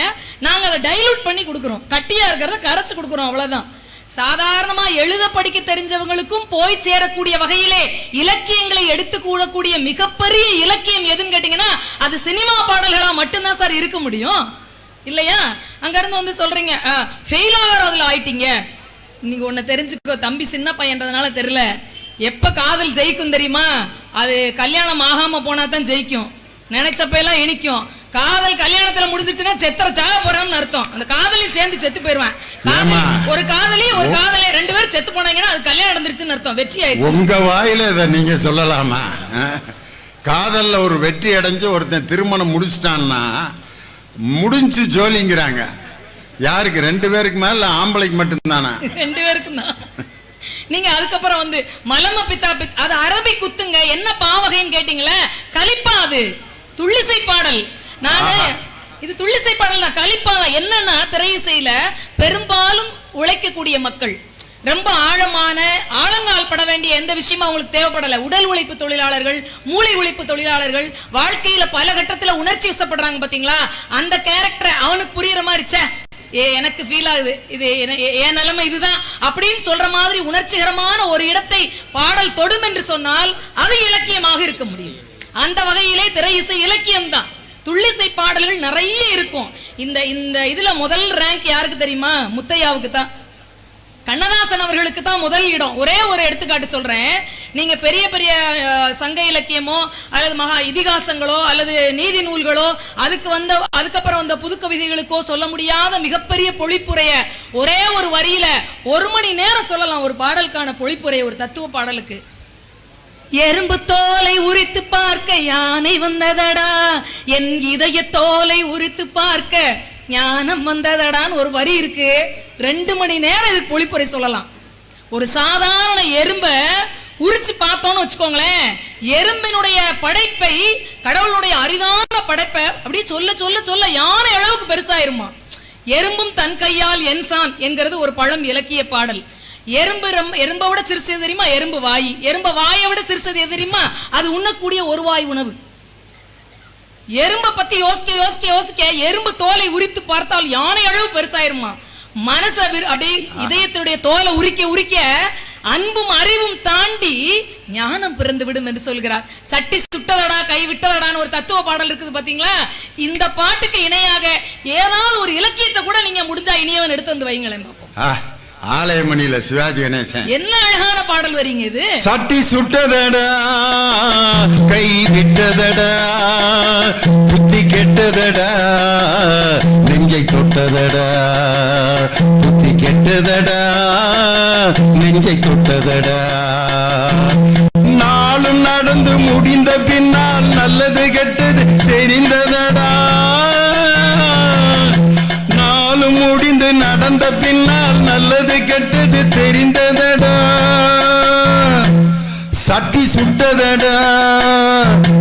விட்டதடா, புத்தி கெட்டதடா, நெஞ்சை தொட்டதடா. சிவாஜி கணேசனை தவிர வேற எந்த நடிகனும் இந்த பாட்டுக்கு நடிக்கவே முடியாது. நடிப்புக்கு டிக்ஷனரி. அந்த வாழ்வியல் இலக்கியம் இருக்குது பாத்தீங்களா, எல்லாரையும் ஃபீல் பண்ண வைக்கும் பாத்தீங்களா. என் வாழ்க்கையில இது மாதிரி ஒரு கட்டம் இருக்குதுன்னு ஒன்றி போக வைக்கக்கூடிய எல்லா படைப்புகளும் மொழியிலே இலக்கியம் தான். இப்ப நீங்க சாதாரணமா எழுதும் போது பிழை இல்லாமல் எழுதணும், பேசும்போது பிழை இல்லாமல் பேச வேண்டும் என்று சொல்லுகிறீங்கன்னு வச்சுக்கோங்களேன். இல்ல அங்கிட்டு இங்கிட்டு சாடிட்டு நிக்காதல, ஏமல வாரியல் மேல ஏறி நிக்க அப்படின்னா இது மொழி இல்லையா? இது மொழி கிடையாது, இது பிழை அப்படின்னு நீங்க ரெண்டு பேரும் சண்டை வருவீங்களா? இது அழகான வட்டார வழக்கு, எளிமையாக போய் சேரக்கூடிய மொழி இது மட்டும்தான். இது போலத்தான் திரை இலக்கியம். ஏண்டா ஏசுத? நாங்க திருநெல்வேலிக்கு வேலைக்கு வந்தோம்னா நான் பட்ட பாடு, ஏல ஏசுத அப்படின்னா, ஏசுறதுன்னா என்னன்னே எனக்கு ரொம்ப நேரமா தெரியல. நான் ஏசுநாதரை பத்தி பேசிட்டு இருக்காங்களாக்குன்னு நினைச்சேன். ஏசுறதுன்னா திட்டுறதான். அதுக்கப்புறம் தொலிய உரிச்சிருவேன்ல, கம்ப காணாது அப்படின்னாரு. கம்புனா என்ன, தொலிய உரிக்கிறதுனா என்னடா, தோலை உரிக்கிறது கேள்விப்பட்டிருக்கான். அப்புறம்தான் தோல்ங்கிறது தான் தொலிய அப்படிங்கிறது தெரிஞ்சு. ஏல ஏசாத, கம்பு காணாதுற, தொலிய உரிச்சிருவோம்ல. ஏலே வயிறு வலிக்கிறது அப்படின்னு சொல்லவே மாட்டாங்க. வயிறு வலிக்கி வலிக்கிறது அப்படின்னு சொல்லுங்க, வலிக்கி அப்படின்னு. நாகேஸ்வர் படத்துல சொல்லுவாங்கல்ல, சொல்வார்கள் அப்படின்னு சொல்லுங்க, சொல்லுவாக அப்படிம்பாரு. கேட்பார்கள் அப்படின்னு சொல்லுவாரு வக்கீல், கேட்பாக அப்படிம்பாரு. கேட்பார்கள் அப்படிம்பாரு, கேட்பாக அப்படிம்பாரு. கொஞ்ச நேரம் கழிச்சு வக்கீல் கேட்பாகன்றுவாரு. இவனால நமக்கு இந்த வியாதி மாறிடுச்சு. அது திருநெல்வேலி வழக்குமா, சுகமா இருக்கும். நடுவர்களே, வட்டார வழக்கும் மொழிதான். மக்களுடைய அடிமனதிலே இருக்கக்கூடிய சாதாரண வாழ்வியல் தானே. அது போலதான் இலக்கியத்தில சினிமா பாடல்களும் இலக்கியம் தான். ஏன்னா அதுதான் டக்குன்னு போய் பக்கத்துல போய் சேருது. நீங்க இன்னைக்கு இருக்கக்கூடிய கண்ணதாசன் ஒண்ணு சொல்லிட்டு நான் இன்னைக்கு இருக்கக்கூடிய திரை இசை பாடல் 2 சொல்லி நான் முடிக்கிறேன். அவ சொல்லும் போது சொன்னீங்க, ஒரு தத்துவ பாடல் சொன்னோம்ல, காதல் பாடல் ஒண்ணுங்க. நீங்க தமிழ் இலக்கிய பேராசிரியர் திரும்ப திரும்ப கேட்டதுனால வேற வழியே இல்லை. நான் ஒரு இலக்கணம் நடத்துவேன், நீ கேட்டுதான் ஆகணும். ஆமா, சலசலன்னா ரெட்டக்கிழவி, பிரிச்சா பொருள் தராது. அடுக்கு தொடர், அதே பாம்பு பாம்பு வாங்க வாங்கன்னா பிரிச்சா பொருள் தரும். இது அடுக்கு தொடர். வந்த சொல்லே மீண்டும் ஒரு முறை, இருமுறை, மும்முறை, 4 முறை அடுக்கி வந்தால் அடுக்கு தொடர். இதுல ஒரு ட்விஸ்ட் வச்சிருப்பாருங்க கண்ணதாசன். ஒரு சொல், முதல் 2 சொல்லு ஒரே சொல்லு, வரும்போது பெயர் சொல்லு, 2வது வரும்போது வினை சொல்லு. இப்படி எந்த கொம்பனும் இதுவரைக்கும் இலக்கியத்துல பாடலங்க. முதலிரவிலே பூஜைக்கு வந்த மலரே வாங்குற பாடலை இதுவரைக்கும் நீங்க எப்படி சாதாரணமா கேட்டுக்கலாம். இன்னைக்கு திருப்பி போய் யூடியூப்லயோ எதுலயோ அடிச்சு கேளுங்க. எல்லா வார்த்தைகளும் 2 தடவை வரும். எதுவுமே அடுக்கு தொடர் கிடையாது. முதல்ல இருக்கிறது பெயர் சொல்லு, 2வது இருக்கிறது வினை சொல்லு. ஒரு வரி சொல்றேன் பாருங்களேன். தேனில் ஊறிய மொழியும் மொழியும் பாரு. தேனில் ஊறிய மொழியும்னா முதல்ல இருக்க மொழிங்கிறது பெயர் சொல்லு, லாங்குவேஜ்னு அர்த்தம். மொழியும்னா சொல்றது, 2வது இருக்கிறது வெறுப்பு, வினை சொல். தேனில் ஊறிய மொழியும் மொழியும்னு வரும். அடுத்த வரி மலரும் மலரும் பூ மலரும்னு வரும். முதல்ல இருக்க மலருங்கிறது பூவும் அர்த்தம், 2வது இருக்கிற மலருங்கிறது விரியும் அர்த்தம். ஒவ்வொரு வரியிலையும் முதல்ல பெயர் சொல், 2வது வினை சொல். எந்த கொம்பனும் இது வரைக்கும் இலக்கியத்துல தொடை என்ன, எத்தனை தொடை இருக்கு, என் வகை தொடை இருக்குதுல, எதுகை, மோனை, இயைபு, முரண் எல்லாமே இருக்குல்ல. ஏன்ட்ட படிச்சப்ப ஒரு தடவை எழுதியிருந்தான், தனிய மாதிரி ஒரு பையன். தொடை எத்தனை வைப்படனா 2 வைப்படும், வலதோட இடதோட எழுதியிருந்தேன். உங்களுக்கெல்லாம் பாடுற இடத்துல இப்படித்தாப்பா நான் மேடையில இலக்கணம் சொல்லி தர வேண்டியிருக்கு. எங்க ஸ்கூல்ல ஒருத்தன் தமிழ் படிச்சவன் மாத்திரை என்றால் என்ன நடத்திட்டாரு. இக் அரை மாத்திரை, கா ஒரு மாத்திரை, கா 2 மாத்திரை. மாத்திரை என்றால் என்ன, எடுத்துக்காட்டுடன் விளக்கு. படிக்கல, எழுதிட்டான். மாத்திரை என்றால் நோய் வந்தால் கொடுக்கப்படுவது. அரசாங்க ஆஸ்பத்திரியில் இலவசமாக கிடைக்கும். மருந்து கடைகளில் காசு கொடுத்தால் தான் கொடுப்பார்கள். பெரும்பாலும் வெள்ளையாகத்தான் இருக்கும். நடுவிலே ஒரு கோடு இருக்கும். அதில் தானா ஆனா என்று போட்டிருப்பார்கள். அதற்கு பெயர் தமிழ்நாடு அரசு என்று பொருள். வாத்தியார் ரைட் போட்டு 5க்கு 5 போட்டார். நீ அந்த மாத்திரையை விட இந்த மாத்திரை எப்படி அனலைஸ் பண்ணியிருக்க பாரு. நடுவர் அவர்களே, ஒரு காலத்தில் நாங்கள் 60களிலும் 70களிலும் 80களிலும் கேட்ட பாடல்கள் இருக்குது பாத்தீங்களா. அந்த பாட்டை கேட்ட முறைக்கும் அந்த பாட்டை கேட்பதற்கான வாய்ப்பும் வேறு வேறாக இருந்தது. இன்னைக்கு வேற மாதிரி இருக்கு. இப்ப நீங்க தலைப்பு சொன்ன உடனே ஒரு 10 நாளைக்கு முன்னாடி நான் யூடியூப் எடுத்து பாக்குறேன், எது ரொம்ப தடவை கேட்கப்பட்டிருக்கு. இப்ப லேட்டஸ்டா ட்ரெண்ட்ல உள்ள பாட்டை எந்த பாட்டை ரொம்ப தடவை கேட்டிருக்காங்க, எது ரசிகர் மன்றத்தில் பிரபலமா இருக்குன்றதுக்காக நான் எடுக்கிறேன். நீங்க எதையுமே யாருமே எதிர்பார்க்க முடியாது, எந்த திரை சீட்டும் இல்லை. ரத்த கொதிப்பு, மாமனாருக்கு ரத்த கொதிப்பு, நான் ஒச்சக்கல்ல உருண்ட கள்ளப்பருப்பு இப்படின்னு ஒரு பாட்டு வருங்க. இதுதாங்க பல மில்லியன் வியூஸ் பார்த்திருக்காங்க. உங்களுடைய ரசனை மாறி போயிடுச்சு. நிறைய திரை அதை விட பெரிய மில்லியன் உங்களுக்கு தெரியாதா? ஏய் ரவெல்லாம் ரங்காவுதே ரபரிக்கு ரவு ரவு, ஏய் தீயெல்லாம் தீவாகுதே தீ பிடிக்க வாயளவு, அச்சத்தை குறைச்சா மிச்சத்தை கொடுத்தா, அச்சத்தை கொடுத்தா மிச்சத்தை மறுத்தா, ரவெல்லாம் ரங்காவுதே ரபரிக்கு லவு லவு, நுக்கவாலையா நுக்கவாலையா. எப்படி வாசிக்கிறார் வித்யா ராகவன்? இது வரைக்கும் வாசித்ததுலே பெஸ்ட் ரிதம் எதுக்கு தான். அவர் பழகினதுல இருந்து இந்த பாட்டுக்கு தான் நிறைய தடவை வாசிருப்பாருன்னு அர்த்தம். நடுவர்களே, இன்றைக்கான ரசனை மாறி போயிருக்கிறது. இன்னைக்கு வெற்றி தத்தகாரங்கள் இல்லாமல் இல்லை. நீங்க சொல்றீங்களே உங்களுக்கு திரை இசை பாடல்கள் ஃபுல்லா மார்க்கெட்டிங் தான், நீங்க சந்தைப்படுத்துறது தான். நீங்க கோச்சுக்கடாங்க. ஒரு கேள்வி உங்ககிட்ட கேட்கிறேன், இங்க உள்ள ஏதாவது இலவசமா புத்தகம் தராங்களா? எல்லாம் மார்க்கெட்டிங் தானங்க, எல்லாமே மார்க்கெட்டிங் தானங்க. சந்தைப்படுத்தாத எது ஒன்றும் கிடையாது. இது கொஞ்சம் அதிகப்படியா சந்தைப்படுத்துது.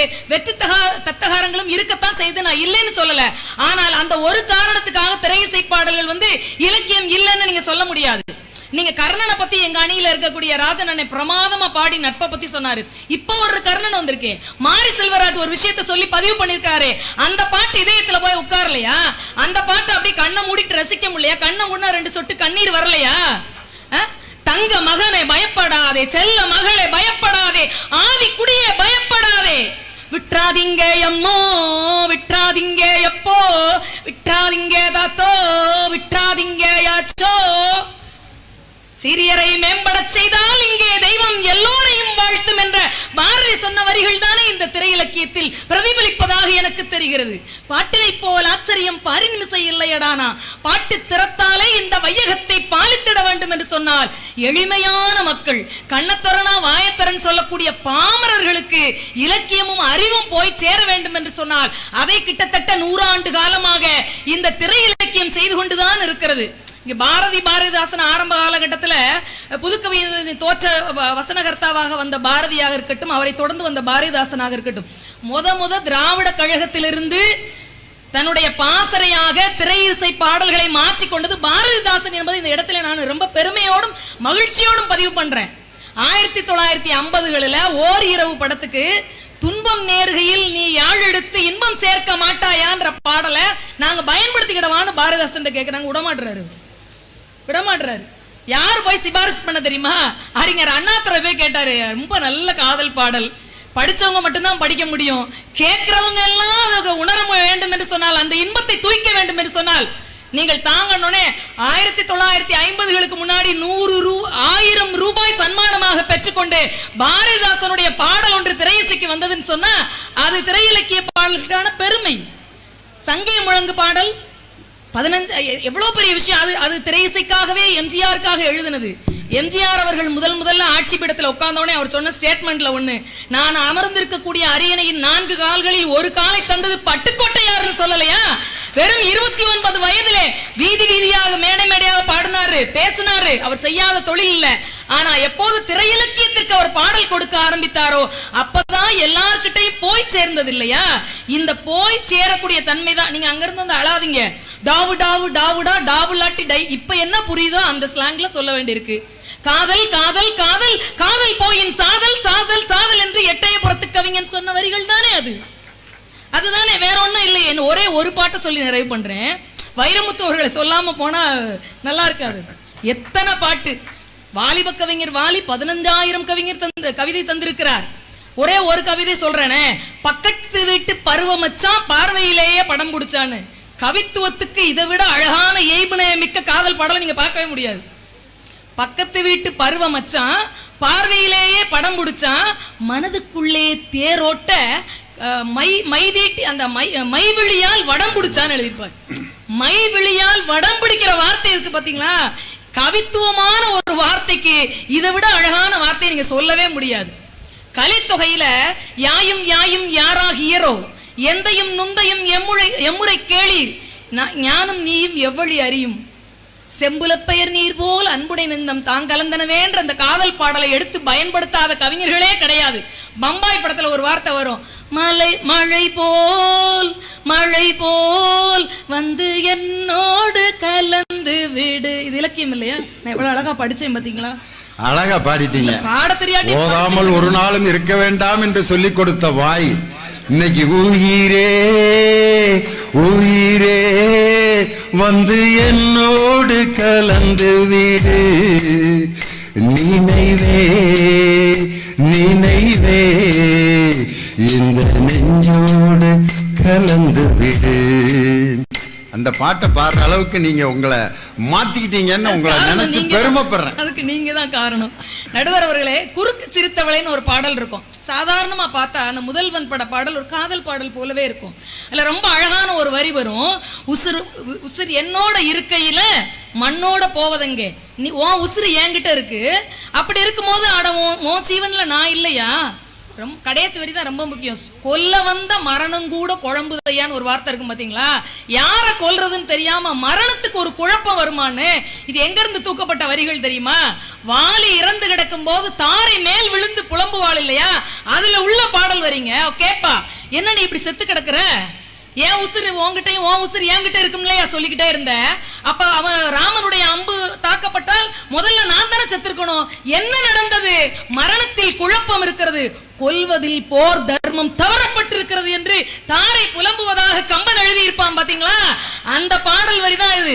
செருஆர் தோழ நின் சிந்தை உளேன் எனில் மறுவார் வெஞ்சுரம் என்னையும் வவ்வுமால்.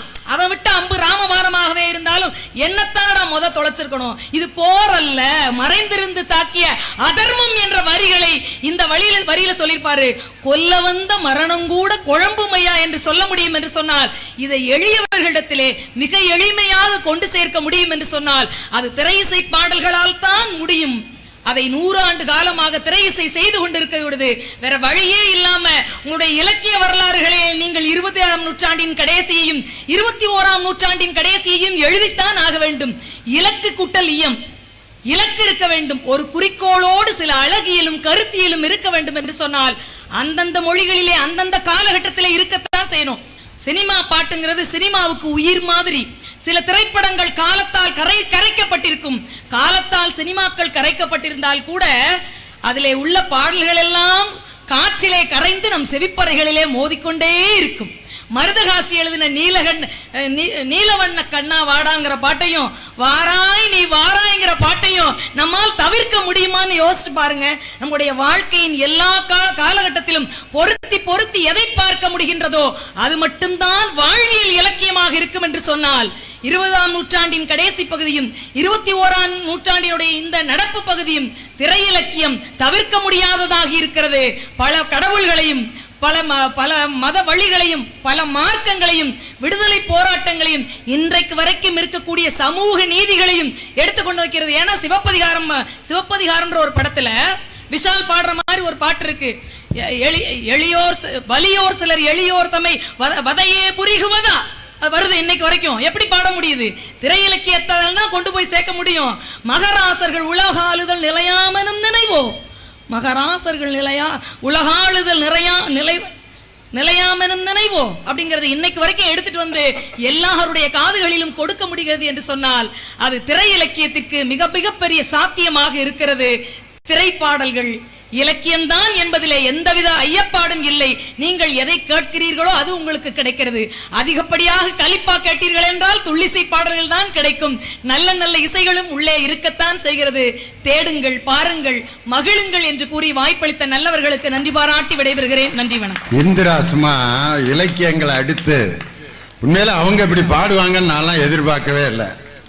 ஒரு சாப்பாடு கொண்டு வர்ற ஒரு பொண்ணு, ரிக்ஷாக்காரங்கெல்லாம் அந்த சாப்பாடு கொண்டு வர்ற பொண்ணை ரிசீவ் பண்ணுற மாதிரி ஒரு பாட்டை கவிஞர் வாலி எழுதியிருப்பார். சாப்பாடுங்கிறது எவ்வளோ முக்கியம். உதாரணத்துக்கு எங்கள் அம்மா நான் சாப்பிட்றப்ப சொல்லுவாங்க, டே கல்யாண வீட்டிலலாம் சாப்பிட்டீங்கன்னா கொஞ்சம் சோறை மீதி வச்சு இலையை மூடி வைடாம்பாங்க. எதுக்குமா? அம்மா சொன்னால் சொல்கிறத செய்டா அப்படிம்பாங்க. சரிம்மா அப்படின்ட்டு எங்கள் அம்மா சொன்ன மாதிரியே கொஞ்சோண்டு சோறு மீதி வச்சு தான் மூடி வைப்பேன். பெரியவன் ஆனோன்னு கேட்டேன், எதுக்குமா இப்படி சோறை கொஞ்சோண்டு மீதி வச்சு மூடி வைக்க சொல்கிறீங்க? டேய், நீ சாப்பிட்டோன்னு அதை தூக்கி குப்பை தொட்டியில் தான் போடுவான், நாயெல்லாம் சாப்பிட வரும். நீ கொஞ்சம் சோறு மீதி வச்சுருந்தீன்னா அந்த நாய் ஓப்பன் பண்ணிவிட்டு என்ன நினைக்கேன், எந்த மகராசனும் நமக்கு சோறு மீதி வச்சுருக்காரு அப்படின்னு நினச்சிக்கிட்டே சாப்பிடும்டா. நீ வலிச்சு போட்டிருந்தீன்னா நாய் ஓப்பன் பண்ணிட்டு நமக்கு முன்னாடியே ஒரு நாய் இதை நக்கிட்டு போயிருக்கு அப்படின்ட்டு நாய்கிட்டே நாயின்னு நீ திட்டி வாங்கக்கூடாதுரா, அதனால கொஞ்சம் சோறை மீதி வைடான்னு எங்கள் அம்மா சொன்னாங்க. இன்னைக்கு பார்த்தீங்கன்னா மாணவர்களுக்கு காலையில் சிற்றுண்டி வழங்கியதால கிட்டத்தட்ட 40% பள்ளியில் இன்னைக்கு மாணவர்கள் அதிகமாக வந்து சேர்ந்திருக்கிறார்கள். அந்த சாப்பாட்டை பற்றி ஒரு பாட்டு வாலி எழுதியிருக்காரு. வரதப்பா வரதப்பா கஞ்சி வருதப்பா எங்கப்பா, வரதப்பா வரதப்பா கஞ்சி வருதப்பா, கஞ்சி கலையன் தன்னை தலையில் தாங்கி வஞ்சி வருதப்பா, குலாம் காதர் குலாவிலே கறி கிடைக்குது, அது அனுமந்தராவ் சமையலிலே கலந்திருக்குது, மேரியம்மா கேரியரில் ஏறாயிருக்குது, அது பத்மநாபர் ஐயர் வீட்டில் குழம்பில் மிதக்குது, சமையல் எல்லாம் கலக்குது, அது சமத்துவத்தை வளர்க்குது, சாதி சமய பேதம் எல்லாம் சோத்த கண்டா பறக்குது, அட சோத்த கண்டா பறக்குது, வரதப்பா வரதப்பா கஞ்சி வருதப்பா அப்படின்னு எழுதினார். ஆனா அண்மையில கரூர் மாவட்டத்தில் நடந்தது ஒரு சம்பவம். ஒரு ஒரு அம்மா சாப்பாடு சமைச்சு கொடுக்குது.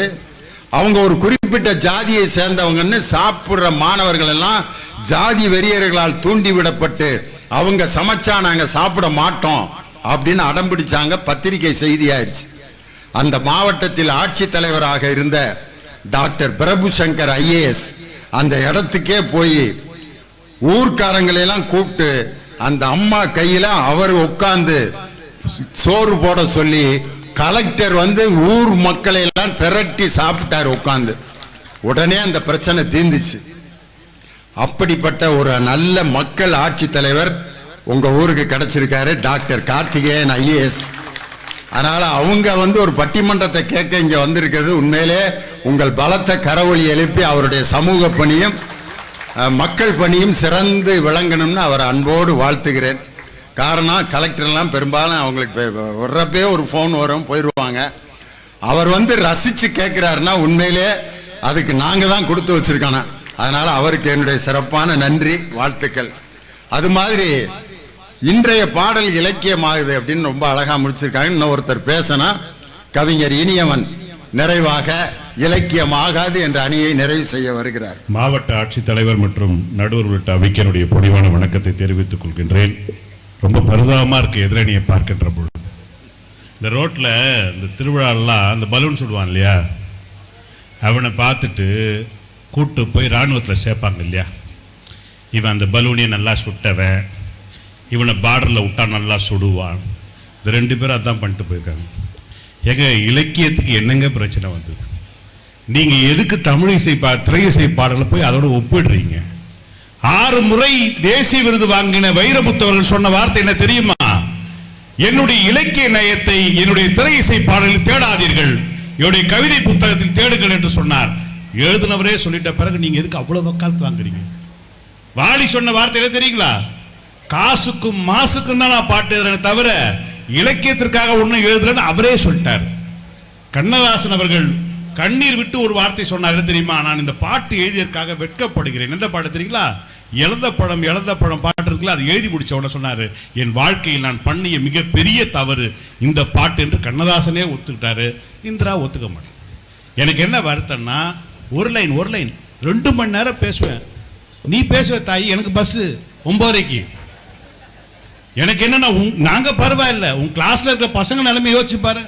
இந்த அம்மா ஒரு லைனுக்கே 2 மணி நேரம் பேசணும்னா ஒரு புக்கை நடத்துறதுக்குள்ள அந்த பசங்க என்ன ஆவானு? எல்லாரும் படிப்பு விட்டே போயிட்டு இருப்பானுங்க. இவங்க என்ன சொல்றாங்க, அதாவது நீங்க ஏன் துள்ளல் இசை பாடலாம் கேட்குறீங்கன்னா, ஒரு பாட்டு ஒன்று இருக்காங்க, அசிலி பிசிலி ரசமடி நீ சிரிக்கும் சிரிப்பில் கதகளி. நடுவர் அவர்கள் பாடநூல் கழகத்துடைய தலைவர். எனவே அவர் சொல்ல வேண்டும் அசிலி என்றால் என்ன, பிசிலி என்றால் என்ன. இது எந்த தொல்காப்பியருடைய நூல்ல இருந்து ஆய்வு பண்ணி எடுத்து எழுதுனாங்கன்றது தயவு செஞ்சு சொல்லுங்க. ஏங்க என்னங்க இது, ஒரு நியாயம் வேணாவா? அதே இல்லாம அவர் சொல்றாரு, மகாபாரதத்திலே கர்ணன் அர்ஜுனன் கர்ணன் தாய கட்டவான்னா அவன் மொண்டாட்டி எழுந்தா உடனே இவன் இடுப்பு பிடிச்சி கையை வச்சா அது இடுப்பில் பட்டுடுச்சு, அவ்வளோதான். இந்த ஆள் பேச்சை கேட்டு நான் ஒரு நாள் எங்கள் ஃப்ரெண்டு வீட்டுக்கு போய் உட்காந்துட்டேன் 2024. எங்கம்மான்னு கேட்டேன். அண்ணே உட்காருங்கண்ணே, அவர் வெளியே போயிருக்காரு வந்துருவார். நாங்கள் இந்த பொண்ணு காய் அரிச்சிட்டு இருந்து காயில் அரிக்கும் கையில் அறுத்துடுச்சுக்க, ரத்தம் ஊற்றுச்சு. தேடுற துணி இல்லை, டக்குன்னு எடுத்து வாயில் நான் விரல வச்சிட்டேன். பொண்ணு விரல எடுத்து வாயில் வச்சிட்டேன். புருஷங்காரன் வாசலில் நிற்கிறான். நான் சொன்னான் பாருங்க, உங்களை எரிக்கவோ புதைக்கவோன்னு கேட்டான். நீ எந்த காலத்தில் வந்து உட்கார்ந்துக்கிட்டு மகாபாரதத்தில் நடந்தது இனிய வீட்டில் நடக்குது பாருங்க. எந்த காலத்தோட எந்த காலத்துக்கு இன்னைக்கு நடைமுறை என்னங்க? ஒரு சொல்றாங்க துள்ளலிசை பாடல் பாடாதீங்க, அது களியப்பா, ஆசிரியப்பா, பெரியப்பா, சித்தப்பா. நான் மெதுவா சொல்றேன். கண்ணாலே மெய்யா மெய்யான்னு ஒரு பாட்டு. கண்ணாலே மெய்யா மெய்யா கில்லாதே கியா கியா உள்ளே ஓர் மெய்யா உய்யா நீரையா மையா. கியாவும் உய்யாவும் என்ன ஏங்க? இதெல்லாம் போய் சப்போர்ட் பண்றீங்களே. நாளைக்கு நீங்க ஒரு ஆசிரியர், நாளைக்கு உங்க ஸ்கூலுக்கு போனா உங்களை என்ன ஓட்டுவான்? கொஞ்சமா நியாயம் வேணாங்க. அவர் சொல்றாங்க அப்புறம் சட்டி சுட்டுதடா பாட்டுக்கு ஒரு பாட்டு. அந்த பாட்டு எங்க இருந்து எடுத்தான்னு கண்ணதாசனே சொன்னார். பட்டினத்தடிகளுடைய தாய் மரணம் அடைந்த பிறகு அங்க போய் நின்று பார்க்கிறார். விறகுகளால் அடுக்கப்பட்டு தாயுடைய உடல் மேல வச்சிருக்காங்க. அப்ப சொல்றாங்க, என்னை பெற்ற 2 திங்களாய் அங்கமெல்லாம் நொந்து பெற்றெடுத்த தாய்க்கு விறகுல வச்சிருக்கிறார் சொல்லிட்டு பச்சை வாழை மட்டைகளை போச்சு சொன்னாரு. அன்னை இட்ட தீ அடியை வயிற்றிலே, பின்னை இட்ட தீ தென்னிலங்கையிலே, யானுமிட்ட தீ முழுக முழுகவேன்னு சொன்ன பிறகு பச்சை மரங்கள் பற்றி இருந்த வரலாறு உண்டு. நீங்க ஒரு பாட்டு சொல்ல முடியுமா? யார் என்ன நினைச்சிட்டாங்கன்னா நம்ம லாஸ்ட் பேச்சாளர் நினைச்சிட்டாங்க. யாரும் வரமாட்டாங்க. நான் இருக்கேன், உயிரோடவே இருக்கேன், நான் வருவேன். அப்புறம் இன்னைக்கு ஒரு பாட்டு ஒன்று ரீசெண்டாக பார்த்தேன். ஆலுமா டோலுமா ஐசால் லக்கடி மாலுமா பேச்சு கலீச்சினா கிராக்கி விட்டா சாலுமா. இந்த பாடலை எந்த இலக்கணம் எந்த இலக்கியத்தை பின்பற்றி எழுதிய பாடல் என்று நாளை அவருடைய பள்ளிக்கூட மாணவர்களுக்கு சொல்லி இந்த முழாண்டு தேர்விலே மாணவர்களை குசிப்படுத்தி அவங்க சொல்றாங்க இப்படி எழுதலாம. நான் கேட்கிறேன், நாளைக்கு இந்த பாட்டை அப்படியே எழுதுறான்னு வச்சுங்க, நீங்க மார்க் போடுவீங்களா? நீங்க தேவையில்லாம தேர்வு நேரத்தில் தப்பா நீங்க கைட் பண்றீங்க. நான் சொல்றேன் தமிழக அரசுக்கு, தயவு செய்து இந்த அம்மாவோட இன்கிரிமெண்ட்டை கட் பண்ணுங்க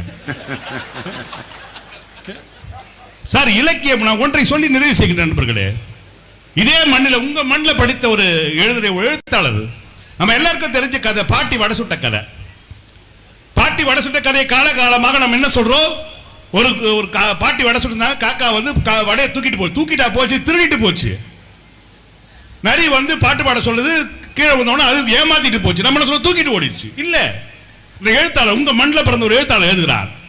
அந்த காக்கா மேல போய் உட்காருது, பாட சொல்லுது, கீழே விழுது, நரி திருடி கொண்டு ஓடுகின்ற பொழுது அந்த எழுத்தாளர் எழுதுகிறான், திருடப்பட்ட பொருள் திருடப்படும் நண்பர்களே எழுதுறான். அடுத்தது முடிக்கல அந்த கதையை. மறுநாள் காக்கா வருது, அதே மாதிரி தேடுது. அடுத்த நாள் வந்து நரி வந்து சொல்லுது, பாட சொல்லுது, காக்கா வடைய காலில் வச்சுட்டு காக்கான்னு பாடுது. அந்த எழுத்தாளர் சொல்கிறார், ஒரு தடவை ஏமாந்தவன் சும்மா ஏமாற மாட்டான். உடனே நரி கோபம் வந்து, திருடி பிழைக்கிற அசிங்கமா இல்லை அப்படின்னு. அந்த காக்கா கேட்டு, ஏன்ட்ட ஏமாத்தி பிழைக்கிறே, உனக்கு அசிங்கமா இல்லை அப்படின்னு. ஏன்னா அந்த எழுத்தாளர் சொல்லுகிறார், ஒருத்தங்க அறிவுரை சொல்வதற்கு முன்னால் உன்னுடைய தகுதி என்னவென்று நீ யோசித்து பார் என்று சொல்ற. உடனே 2 பேரும் காம்ப்ரமைஸ் ஆகிறாங்க. சி, கேவலமான பழப்பு. என்னத்துக்கு அந்த பாட்டி எப்போ பார்த்தாலும் அழுதுனே வடை சொல்லுது. இல்லடா, அது ஈரமான சொல்லியில் இது பண்ணுது, காஞ்சி சொல்லியில் கிடைக்கும், மரத்தோட உச்சியில் கிடைக்கும், நான் உடச்சி போடுறேன், நாம் 2 பேரும் சுமந்துட்டு போய் பாட்டிகிட்ட கொடுக்கலாம். காக்கா உடச்சி போடுது, மர சொல்லியை எடுத்துட்டு நரி கொண்டு போய் கொடுத்த உடனே பாட்டிகிட்ட மன்னிப்பு கேட்குது. பாட்டி சாரி, நாங்கள் திருடுங்க, தப்பு உணர்ந்துட்டோம் அப்படின்னா. சரி அதெல்லாம் ஒன்றும் இல்லை, குழந்தைங்க மாதிரி இருந்தாங்க. இந்த பாட்டி 2 வடையை கொடுத்த உடனே இதுக்கு 2 பேசிட்டு வர மாதிரி அதை காட்சி வைக்கிறாங்க. என்னடா இவ்வளோ நாள் சாப்பிட்ட வடையை விட நீ நல்லா இருக்கு. அந்த எழுத்தாளர் எழுதுகிறார், உழைச்சி சாப்பிட்டா எல்லாமே தான் நல்லா இருக்கும். நான் ஒன்றை கேட்டு நிறைவு செய்கிறேன் நண்பர்களே. நம்ம சொன்னாங்க எல்லாமே மார்க்கெட்டிங், எல்லாமே மார்க்கெட்டிங், பணத்துக்காகத்தான் நான் கேட்கின்றேன். மார்க்கெட்டிங்ல தான் விஷமும் விற்கிறான், வாங்கி கொடுப்பீங்களா? மார்க்கெட்டிங் தானே சார். புக்கும் விற்கிறாங்க, பூச்சி மருந்து விற்கிறான். மார்க்கெட்டிங் தான் அவனும் பண்றான். எங்களுடைய பூச்சி மருந்தை தெளிச்சிக்கலாம், நல்லா இருக்கலாம். பூச்சியெல்லாம் செத்துரும், வயிற்றுக்குள்ள பூச்சி நிறைய இருக்குது, ஆளுக்கு ஒரு பால்டெல்லாம் ஒரு 3 ounce குடிக்கலாமா? என்னங்க நீங்க பேசுறீங்க? நீங்க ஒரு ஆசிரியர், தயவு செய்து இனிமேல் இது போன்ற தலைப்புகள் வந்தால் தயவு செய்து நீங்க ஒத்துக்காதீங்க. நீங்க ஒத்துக்காதீங்க, நான் பேசலாம், பிரச்சனை கிடையாது. நீங்க சப்போர்ட் பண்ணக்கூடாது. ஏனென்று சொன்னால் இந்த சமூகத்தை வழிநடத்தக்கூடிய பொறுப்பு உங்களை போன்ற ஆசிரியரிடம் இருக்கிறது. ஏனென்று சொன்னால் ஒரு ஆசிரியர் தவறு செய்தால் ஒரு தலைமுறையே விழுந்து விடும் என்ற காரணத்துக்காக தயவு செய்து இனிமேல் இது போன்ற தலைப்புகள் நீங்கள் வர வேண்டாம் என்று கூறி, திரைப்படங்கள் ஒரு காலம் இலக்கியம் ஆகாது என்று கூறி நிறைவு செய்கின்றேன். நன்றி, வணக்கம். கடைசி ஆசிரியர்களுக்கு சாபம் விட்டாரு. நானும் ஆசிரியர் தான், 33 வருஷம். இப்ப பதவியில் இல்லை. 33 வருஷம் வாத்தியாரா இருந்த ஒரே காரணத்துக்காக தான் மாண்புமிகு தமிழக முதல்வர் ஒரு ஆசிரியரை பாடநூல் கழக தலைவராக உட்கார வைக்கணும்ட்டு அந்த பொறுப்பை எனக்கு கொடுத்தாரு.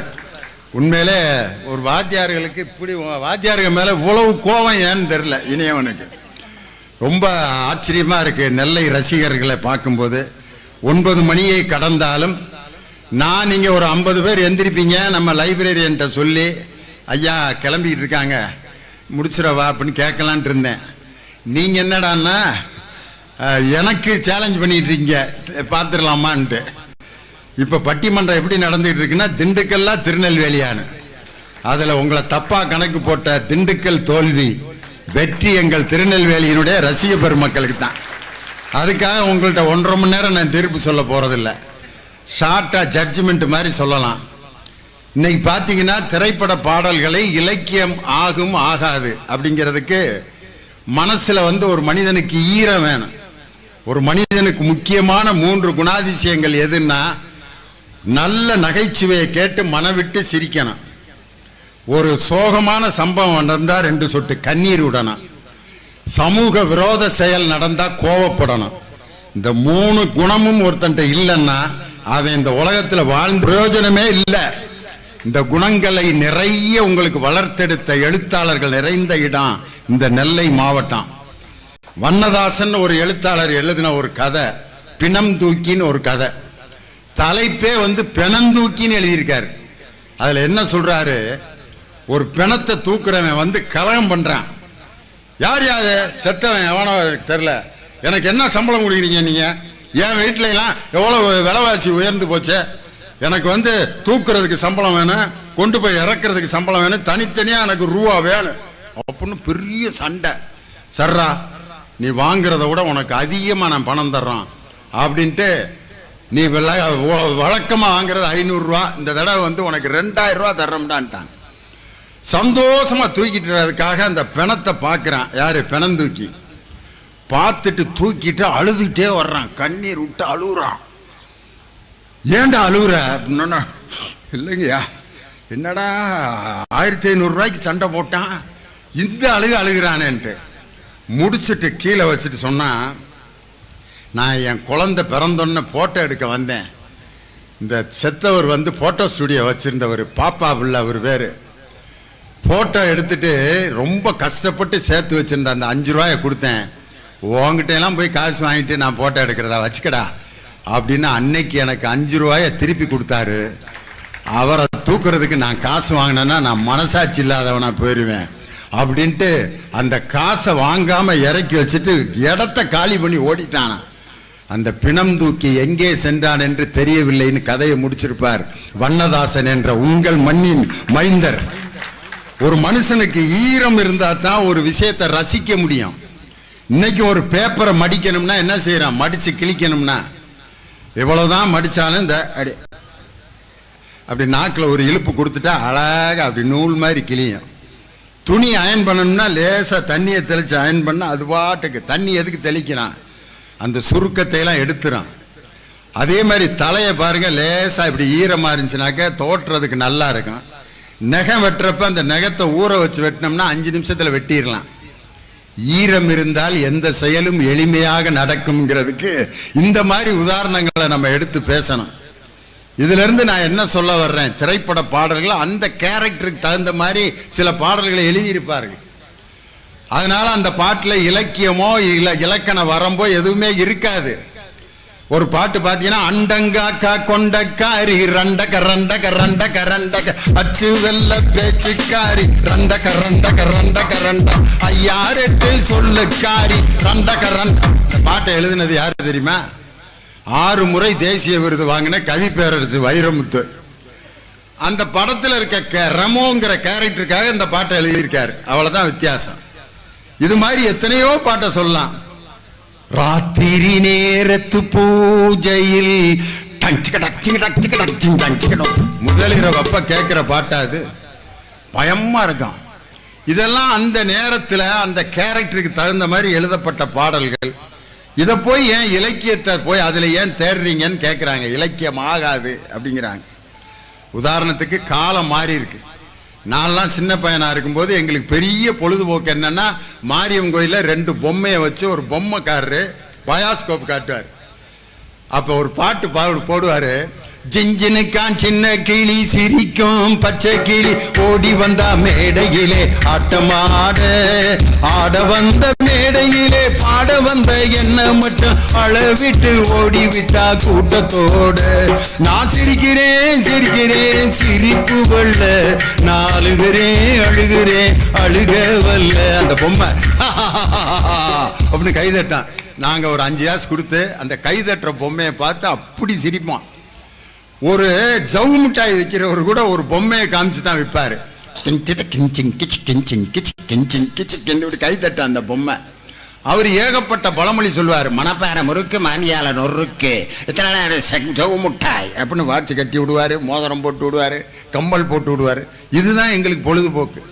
ஆனால் இப்போ இருக்கிற குழந்தைகள்லாம் ஒரு புது சீரியல் பார்க்குறான். என் பேரெல்லாம் பார்த்தா, டே பட்லு, என்னடா சமோசாவை தின்னுபிட்டு என்னை விட்டுட்டு நீ எங்கடா போற பட்லு?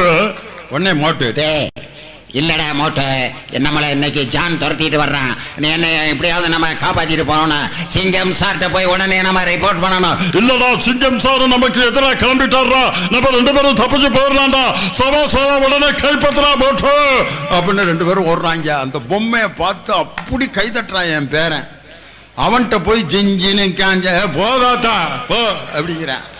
அவங்களுக்கு அவன் லெவலுக்கு இப்போ மாறிடுச்சு. டோரா, இப்ப நம்ம எங்க போறோம்? பாலைவனம், காடு, ஏரி. அதுக்கு நமக்கு வழி தெரியல. என்ன பண்ணணும்? நான் த மேப்னு ஒரு மேப் வந்து வழி காட்டுது. இன்னைக்கு நம்மளுக்கும் அதே மாதிரி எல்லா இடத்துக்கும் வழி காட்டுறதுக்கு இன்னைக்கு கூகுள் மேப் வந்துருச்சு. முன்னையெல்லாம் ஒருத்தன்ட்ட வழி கேட்டு பாடாப்பட்டு அந்த இடத்துக்கு போவான். இப்படி தான் கூகுள் போட்டு ஒரு கல்யாணத்துக்கு போய் நான் தான் தாலி எடுத்து கொடுக்கணும் அந்த கல்யாண மண்டபத்தில். கூகுள் மாற்றி காமிச்சிருச்சு. கேபிஆர் கல்யாண மண்டபத்துக்கு போகிறதுக்கு போல கேவிஆர் கல்யாண மண்டபத்துக்கு போய் என்னை வரவேற்று லியோனி ஒன்டாரா அப்படின்னு கூட்டிகிட்டு போய் மேடையில் கூப்பிட்டு சால்வையெல்லாம் போத்தி நினைவு பரிசு கொடுத்து நினைவே தாலி எடுத்து கொடுத்து எல்லாம் முடிச்சுட்டு வெளியில் வர்றான். சாப்பிட்டு கூப்பிட்டு வர்றான். எங்க சார் உங்களுக்காக பொண்ணு மாப்பிள்ளையெல்லாம் காத்துக்கிட்டு இருக்காங்க. டே முடிச்சு வச்சுட்டேன்டா கல்யாணத்தை அப்படின்னா. இல்லை எங்கேயா போய் முடிச்சு வச்ச அப்படின்னா. அவனுக்கு பாருங்க, ஒரு 5 காசு செலவு இல்லாம லியோனி தலைமையில கல்யாணத்தை முடிச்சுட்டான் அவன். ஆனா இவன் எனக்கு ஃப்ளைட் டிக்கெட்லாம் போட்டு கொடுத்து கல்யாண முகூர்த்த நேரம்லாம் போய் அதுக்கப்புறம் போய் கேபிஆருக்கு போல கேவிஆருக்கு போயிட்டேன்டா என்னடா பண்ண சொல்றேன்ட்டு. கூகுள் மேப் காலம். பாட்டு எப்படி இருந்தாலும் ஒரு பாட்டை வச்சு இன்னைக்கு திரைப்பட பாடல் இலக்கியமா இலக்கியம் இல்லையா அப்படின்னு சொல்லலாம். நீதிபதி, ஓய்வு பெற்ற நீதிபதி சந்துரு, அவருக்கு ஒரு வழக்கு வருது. மதுரையில் இருக்க சுடுகாடு ஒரு குறிப்பிட்ட ஜாதிக்கு மட்டும்தான் அந்த சுடுகாடு அப்படின்ட்டு வந்து ஃபைட் பண்றாங்க. இந்த சுடுகாட்டில் நாங்க மட்டும்தான் புதைப்போம், ஆனா வேற குரூப் வந்து புதைக்கிறான் அப்படின்னு வழக்கு. ஏண்டா செத்த பிறகுமாடா ஜாதி? பணத்துக்கு பிறகு அதுல என்ன ஜாதின்னு எழுதி வைக்க முடியுமா? அலெக்சாண்டருடைய வாத்தியார் தான் கேட்டாரு. அலெக்சாண்டர் இப்படித்தான் ஜாதி பித்து பிடிச்சி அலைஞ்சார். டயோஜீனஸ் அவருடைய வாத்தியாரு 3 மண்டை ஓட்டை வரிசையா வச்சு அலெக்சாண்டரை கூப்பிட்டாரு. இது உங்க தாத்தாவோட மண்டை ஓடு, இதுல ஒண்ணு இருக்கு, எதுன்னு கண்டுபிடியான்னாரு. மண்டை ஓட்டுல எப்படி தாத்தான்னு கண்டுபிடிக்கிறது? ராஜாவுக்கும் மண்டை ஓடு ஒண்ணுதான், கூலி வேலை செய்யறவனுக்கு மண்டை ஓடு ஒண்ணுதான். மண்டை ஓடு எப்படி ஒண்ணோ அதே மாதிரி ஜாதியே மனுஷன்ட்ட கிடையாதுரா, நம்மளா ஏற்படுத்திக்கிட்டதுரான்னு அன்னைக்கு டயோஜீனஸ் சொன்னார். நீதிபதி சந்துருகிட்ட இப்படி ஒரு வழக்கு வருது. அப்ப அவர் அந்த வாதாடுற வழக்கறிஞர், எங்கள் ஜாதிக்கென்று பாத்தியப்பட்ட இந்த இடம் அது எங்களுக்குத்தான் சொந்தம் அப்படிங்கிறார். நீதிபதி சந்துரு மேடையில் அந்த நீதிபதி ஆசனத்திலிருந்து வழக்கறிஞரை பார்த்து கேட்கிறார், நீங்க நெத்தியில என்ன போட்டிருக்கீங்கன்னு கேட்கிறார். விபூதி போட்டிருக்காரு. அது என்னன்றார்? சாம்பல். சாம்பல்னா என்ன? எதையாவது எரிச்சா கிடைக்கிறதுக்கு பேர் தான் சாம்பல். எதை எரிச்சு உண்டாக்குன சாம்பல்னு நீங்க நெத்தியில பூசியிருக்க தெரியுமான்னு கேட்டிருக்காரு. இல்லைங்க, அதெல்லாம் தெரியாது. எதுன்னே யாரை எரிச்சானே தெரியாத ஒரு சாம்பலை நீ நெத்தியில பூசி இருக்கும் பொழுது, ஒரு மனிதனை எரித்தால் உண்டாகக்கூடிய சாம்பல் எந்த ஜாதிக்காரனுக்கும் ஒரே கலர்ல தாண்டா இருக்கான். அதைத்தான் நீ நெத்தியில பூசியிருக்க. இதுல என்ன ஜாதி? அதனால ஜாதி என்பது இறந்த பிறகு கல்லறையில் தேவையில்லை. அதுக்கு நான் ஒரு பாட்டை எடுத்துக்காட்டா சொல்றேன்னு மருதகாசி எழுதிய பாட்டை நீதிபதி தீர்ப்புல எழுதியிருக்காரு. எந்த பாட்டு தெரியுமா? சமரசம் உலாவும் இடமே நம் வாழ்வில் காணா, சமரசம் உலாவும் இடமே. ஆண்டி எங்கே, அரசனும் எங்கே, அரசனும் எங்கே, கசடனும் எங்கே, ஆடி ஓய்ந்த பின் கூடுவார் இங்கே. உண்மையிலே இதுதான் நம் வாழ்வில் காணா, சமரசம் உலாவும் இடமே. நீதிபதி தீர்ப்புல ஒரு திரைப்பட பாடலை எழுதி ஜட்ஜ்மெண்ட் எழுதியிருக்காருன்னா, இதுக்கு மேல ஒரு திரைப்பட பாடலை இலக்கியம்னு நம்ம சொல்றதுக்கு வேற என்ன உதாரணம் சொல்ல முடியும்? இன்னைக்கும் பார்க்கிறோம், அழகுனா நம்ம ஒரு கான்செப்ட் வச்சிருக்கோம். அழகி போட்டி நடத்துறாங்க.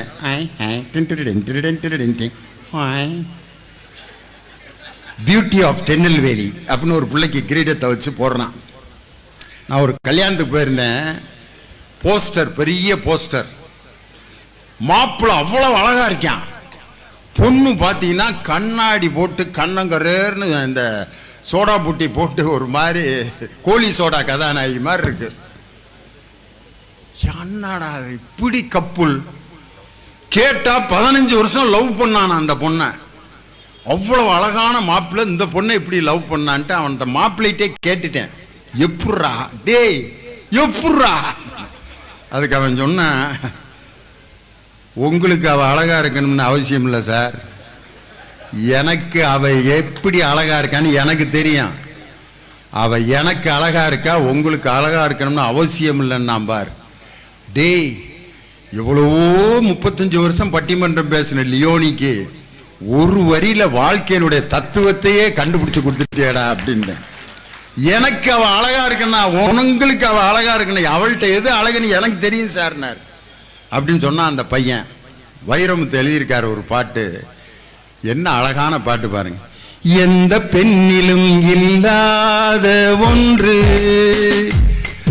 அது ஏதோ உன்னிடம் இருக்கிறது, அதை அறியாமல் விடமாட்டேன், அதுவரை உன்னை தொடமாட்டேன்.